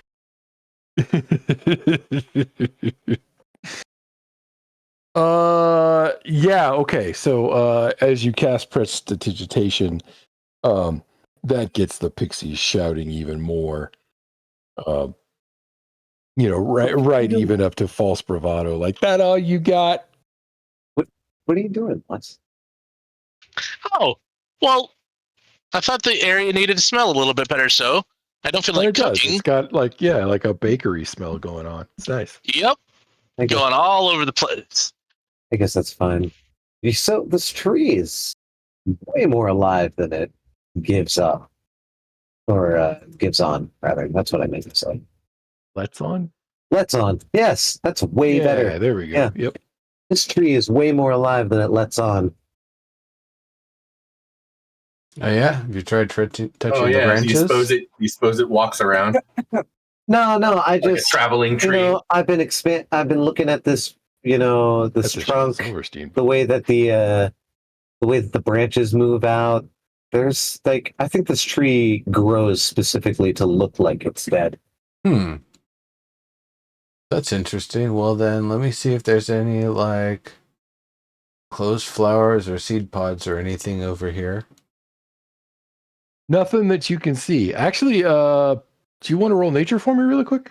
I have a nature 17 right there. I can roll again for you.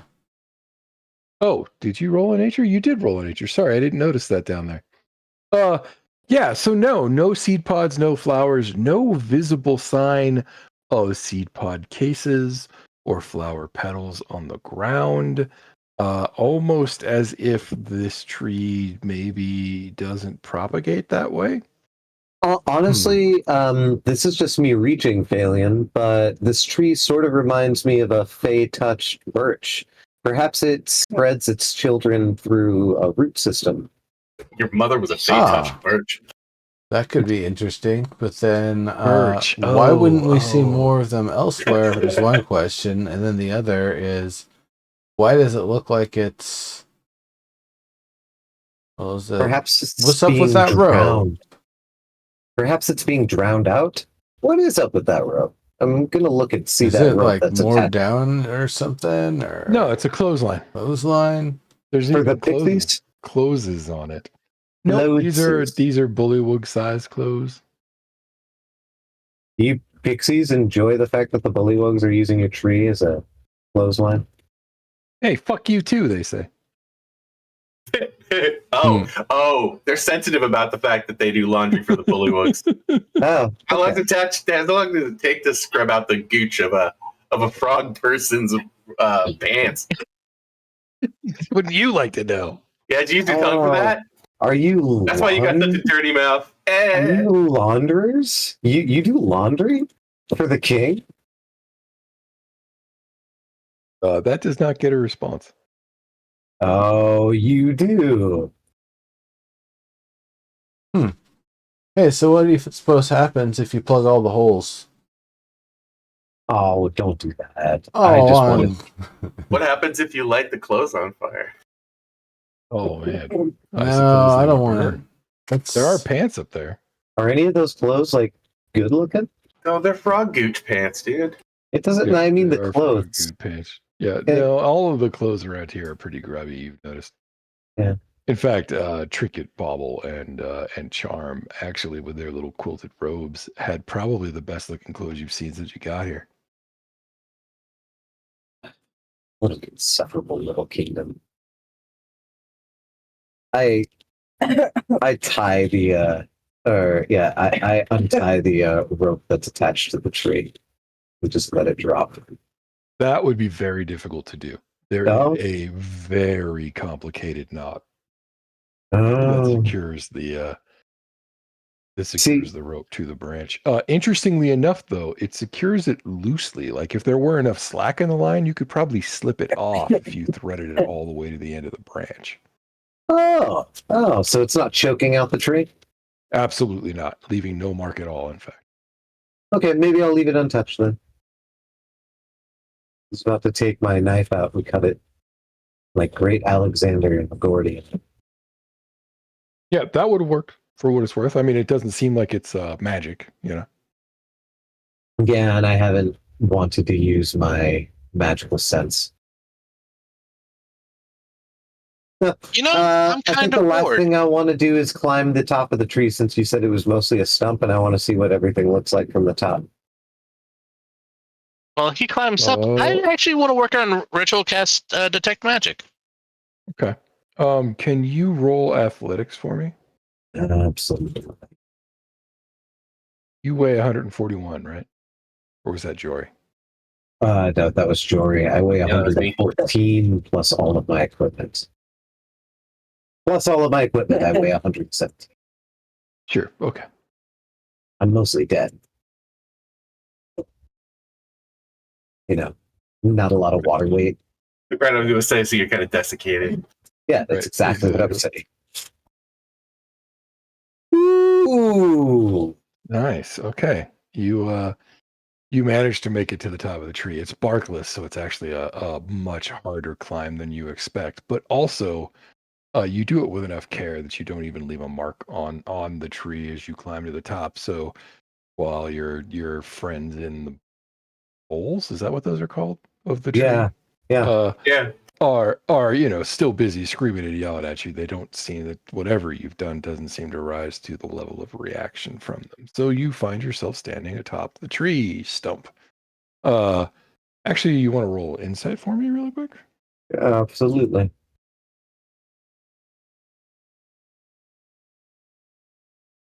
Damn. Oh, Okay. beautiful. Okay, so check this out.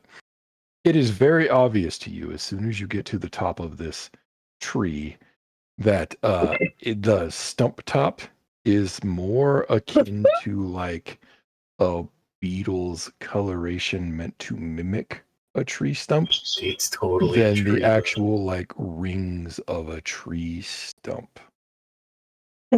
Oh my Like they're god. not rings, it's a spiral, you know. Is this even a tree? No, it's a bug, dude.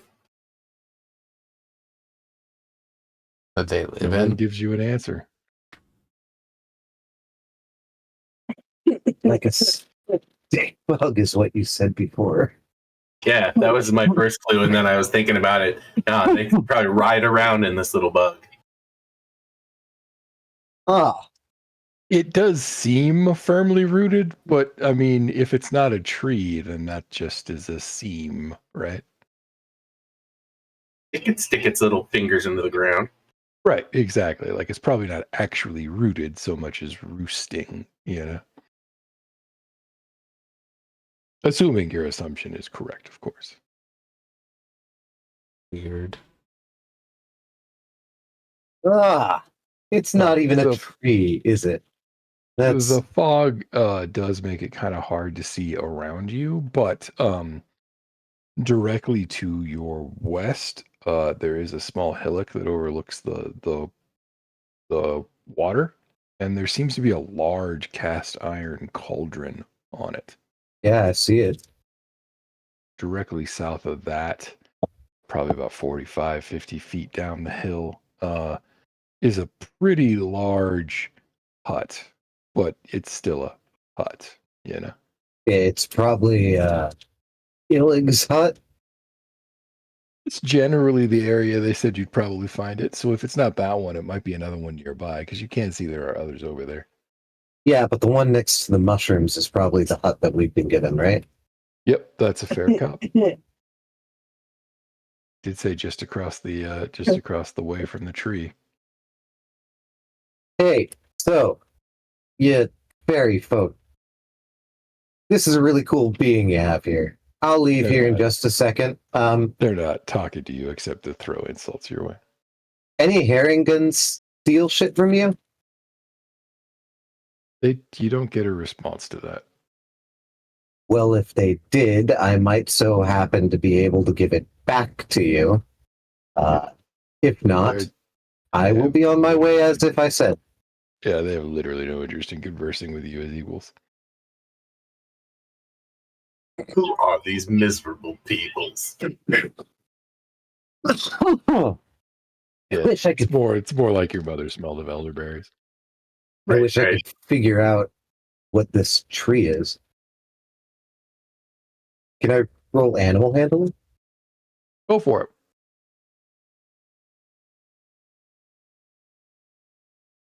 Aw, balls. I even have proficiency in it. Yeah, you don't know how to wrangle stick bugs, it turns out. Nope. So I know they why? like Well, fruit.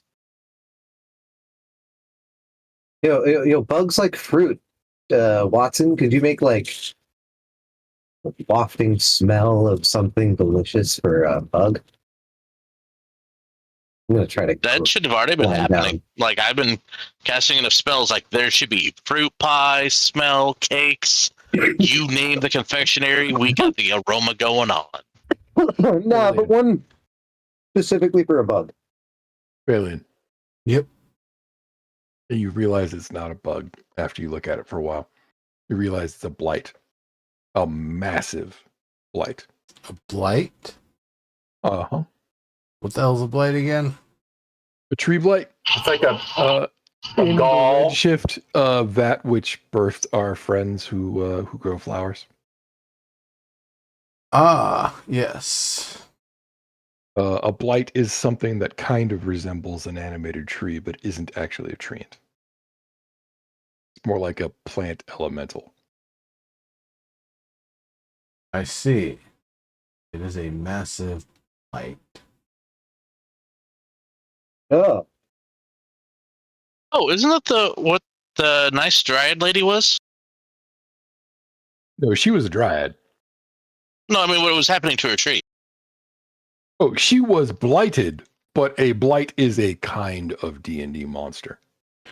Yeah, a tree Ah. blight is the stick is monster literally a- creature. tree blight? Yeah, a massive one. Wow. Okay. You know those things eat people. I'm climbing down. You know what, guys? You're absolutely right. I should never come here.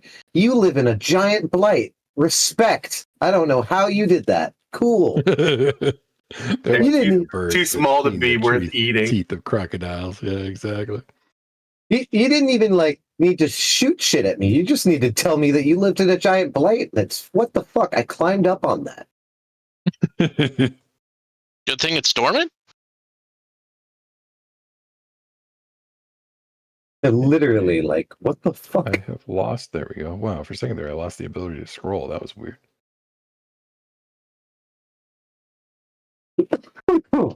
By the way, I would have finished my ritual casting of detect magic while we were doing all of that. Yep, no magic. What's up with I'm these set. mushrooms over here? I would say, hey, Watts, check this out. Mushrooms. Helly ho! Have a good one, guys.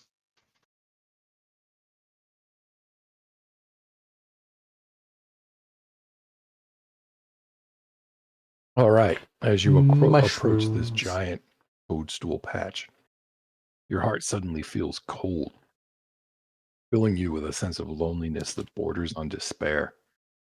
A haunting, melancholy tune played on a flute reaches out to you from somewhere with a field of oversized toadstool. Oh, That's I've dealt with stuff like this that's before. not possibly a lure. No, that's not a lure. Mm-mm. That's funny.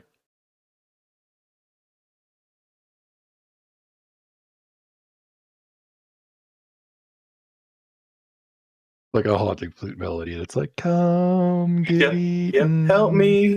Oh, help me. Help me. Yeah. Oh wow, mom! Oh, what do mushrooms eat again, guys? What do mushrooms eat? Keep this in mind. Yeah. Mushrooms eat dead We'll be things. safe here is our food. Uh, I can't help it that I'm a fun guy to be around. Okay, there's an Oh, man, entire it feels colony. fucking cold here right now, guys. I have my window open because the machine gets my room super hot. But like Yeah. even Oh, with the machine cranking, it's like Yeah. fucking hoodie weather in my room. Right now. Kimberly was asking the temperature from her bot earlier today, and it was like you guys were gonna have like a low of what, -7 or some shit. Yep. Hey, Faerly, it doesn't sound like it's like a flute. It sounds like it is a flute. Like it's played with a sort of intention. It's not what's the word I'm looking for? It's not a facsimile of music. It's music. That is just somebody Question: Is this playing a a darkened flute. area or? Sorry, what was that? You first, Nary.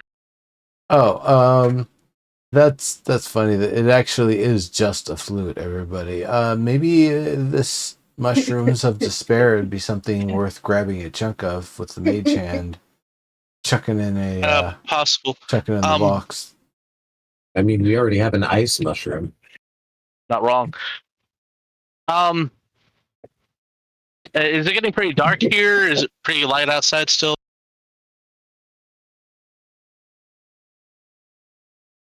It's getting kind of late, but the sun hasn't dipped below the horizon yet. Okay.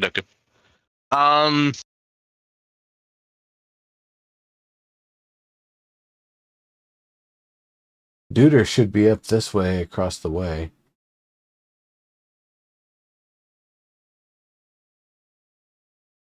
Isn't the house here the one we're supposed to be using? Yeah, but we're looking for Duder. Oh, that's right. Where are you moving me? I'm just What? approving your move. Oh, I was. Did I moving move you. all the way there? No, that's me Yeah. moving you somehow. Both taking control of the character or something weird. Yeah, no, somebody was dragging me around. Odd. Because I was hanging out in front I of can the just door. I wanted drag. to open. Watts, from that position there, you can see that there is, a cloud of fireflies that sort of move between the toadstools. But by virtue of the fact that some of them move behind an obscured figure, you can make out an obscured figure in the middle of those toadstools. The space in the air created by the absence of fireflies when they fly behind him. Would it take me less than 10 minutes to get to this area? Yeah, it's not that big. Well, I should also have detect magic rolling, so I would be able to see a magical person, right? You would be able to see them if they had any active spell effects, which they don't, as it appears. By the way, the mushrooms do seem pretty mundane, just big. Okay. Cross-referencing with my book, would I be able to do an advantage roll nature for him? Yeah, from what you can tell, and from what your book tells you, they are some sort of gigantic, like Titanic version of the common toadstool. It's possible that if you were to like cut one down and dissect it, you might find differences, but from external appearance, smell, color, texture, your guess is giant common toadstool. Interesting. Okay. I call out to the person that I can tell. Is everything okay? The flute music stops when you call out, and oh,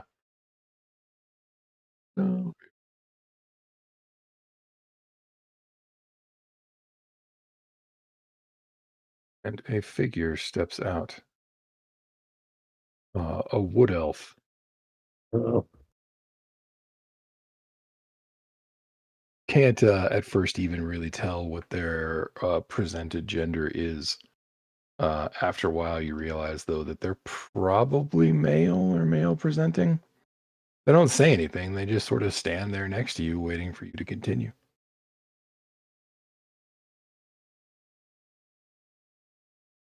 Oh, hello. You seem like the friendly sort.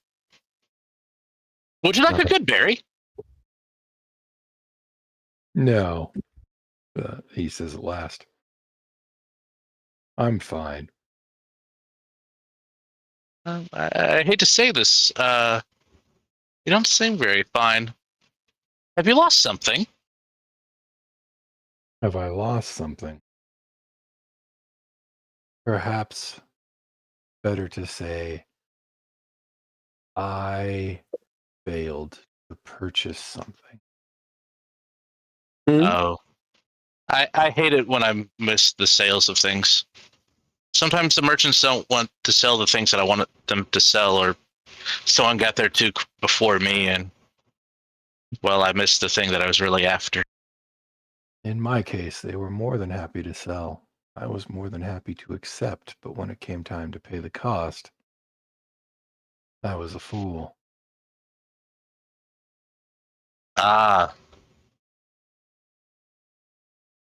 you thought they were asking for a penance, and it turned out to be more. Worse. The laugh is completely mirthless. He says, I just simply refused and ended up paying the cost anyway. Once the deal is struck, is the deal. Business is business, and you have to do it. Contracts are binding, after all. That is the heart of the matter. For that, I am sorry. Are you trying to renegotiate the trade? To do a refund of sorts. That way you can give to them what they gave to you to get back what they took from you. No, I am simply serving my punishment. Oh. Sorry to hear that. Who'd you make this Can I help? trade with? Avlorna the hag. Oh, great. The proprietress of this place.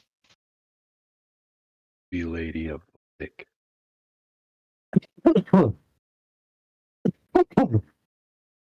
Ah, yeah. Well, making a deal with a hag is it's fraught. Is maybe the way I should put that. It is precarious at best, and deals are very problematic. It's what the kids would call sus. Fair.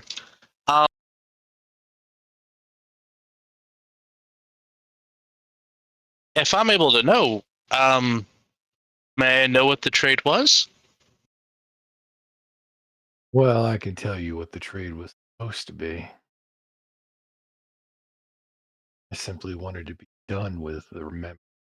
Simply wanted not have to consider the loss. I knew she was gone. I knew she wasn't coming back.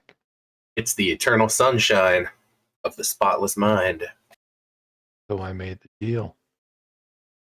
When it came time to pay, the cost was too high. Or so I thought. I wanted more than I thought I could give. And when I refused, not only did she return the memories to me, but she took from me my very heart. Do you mean the one that is in your chest, or the one that's in your mind? He says, now, he taps his chest. Beats with the rhythm of the heart that's there. A goat's. Not mine. I can still feel it.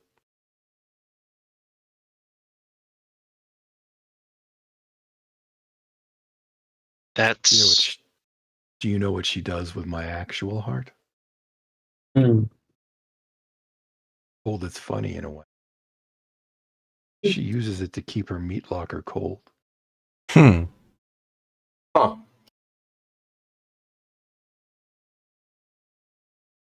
but she seemed like a warm fella. Such an odd use. Why is your heart so Nuance. cold?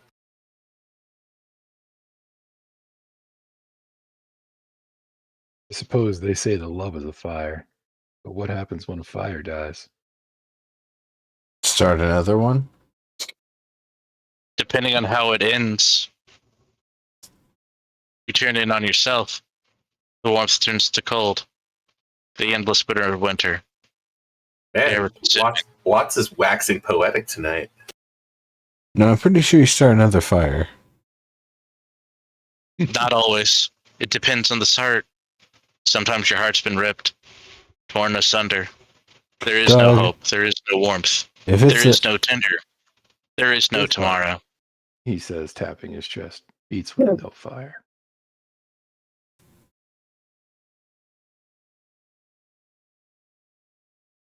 Would it be possible to get your heart back from the witch? I mean, the hag? I need to make sure I say that properly. Well, she'll take no cost from me. As I said, I serve my punishment now. They say hags will bargain for anything, though. So, They also say that it's just generally a bad idea to make a bargain with a hag. I wouldn't recommend. What would have happened to you if I got your heart back to you, though? Suppose if my heart was returned, I would have my heart again. Deal. That's the heart that was taken. How would she take that? Rarely can you understand them.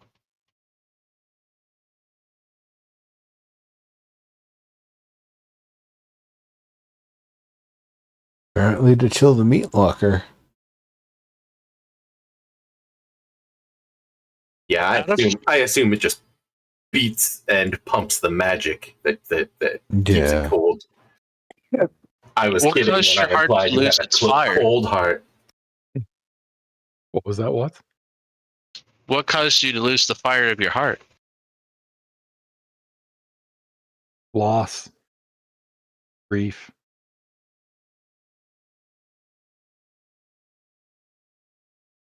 Left when she left. The queen. He doesn't actually respond to that, but you get the impression it doesn't register, so maybe not. Okay. Your eternal one, your life mate. She was the one that's been gone? Clearly not eternal.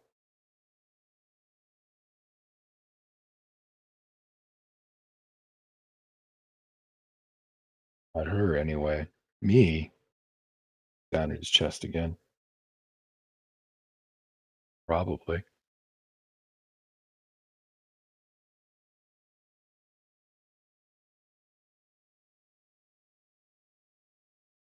Hence why you lost the warmth.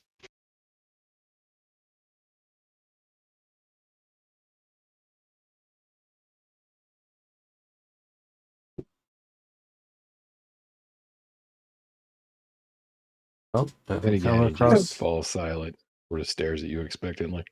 if we come across a heart in a meat locker, we know where to bring it. Absolutely. To restore one's heart would be quite precious. Would we have to do something special to when if we get it? Just bring it to you and it would exchange? If you find my heart, you bring it to me. I would probably know what to do. I think Watts, the part of it is pointing at his chest and calling out Kalima. I saw it in a movie once. Golly, bah. I've seen this magic. I saw that as well. I do not wish to invoke that particular entity that is a part of that, because I don't wish to bring that particular group into this realm. I'll be your short round. Time I thank love, you for Dr. that. Jones. Dr. Jones, no time for love. Yeah, actually, it's. Yeah. I was going to say, Randall says no time for love, Dr. Jones. Short round says, Dr. Jones, no time for love. That is true. But no, we will definitely keep an eye out for your heart. That the restoration of something such as that would be, I feel it is needed. Thank you for sharing your story with us. Take from it what you will. And Don't he kind of don't deal with hags. Right. Don't deal with hags. Yeah, I feel like there is a Saturday morning special there. Right.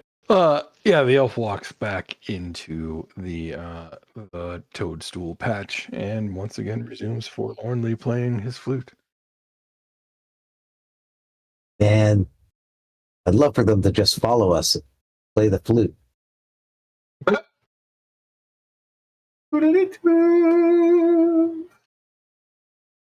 Well, I mean, There's good odds they're actually bound to this place, paying the dues for what they've done. As they say, you must pay the piper. Well, in this case, the piper must pay. Semantics.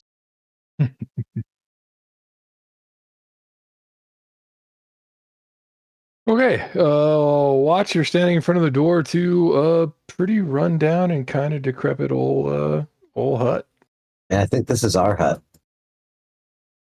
Yeah, let's go look for what's his name though.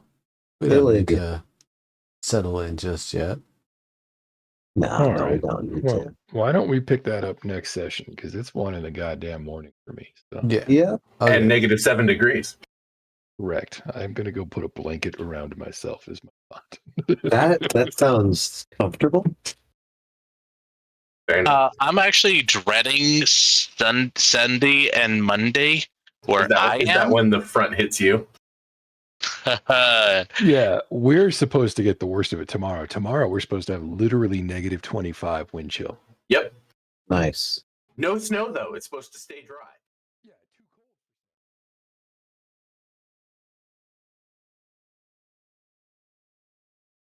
Good night, everybody.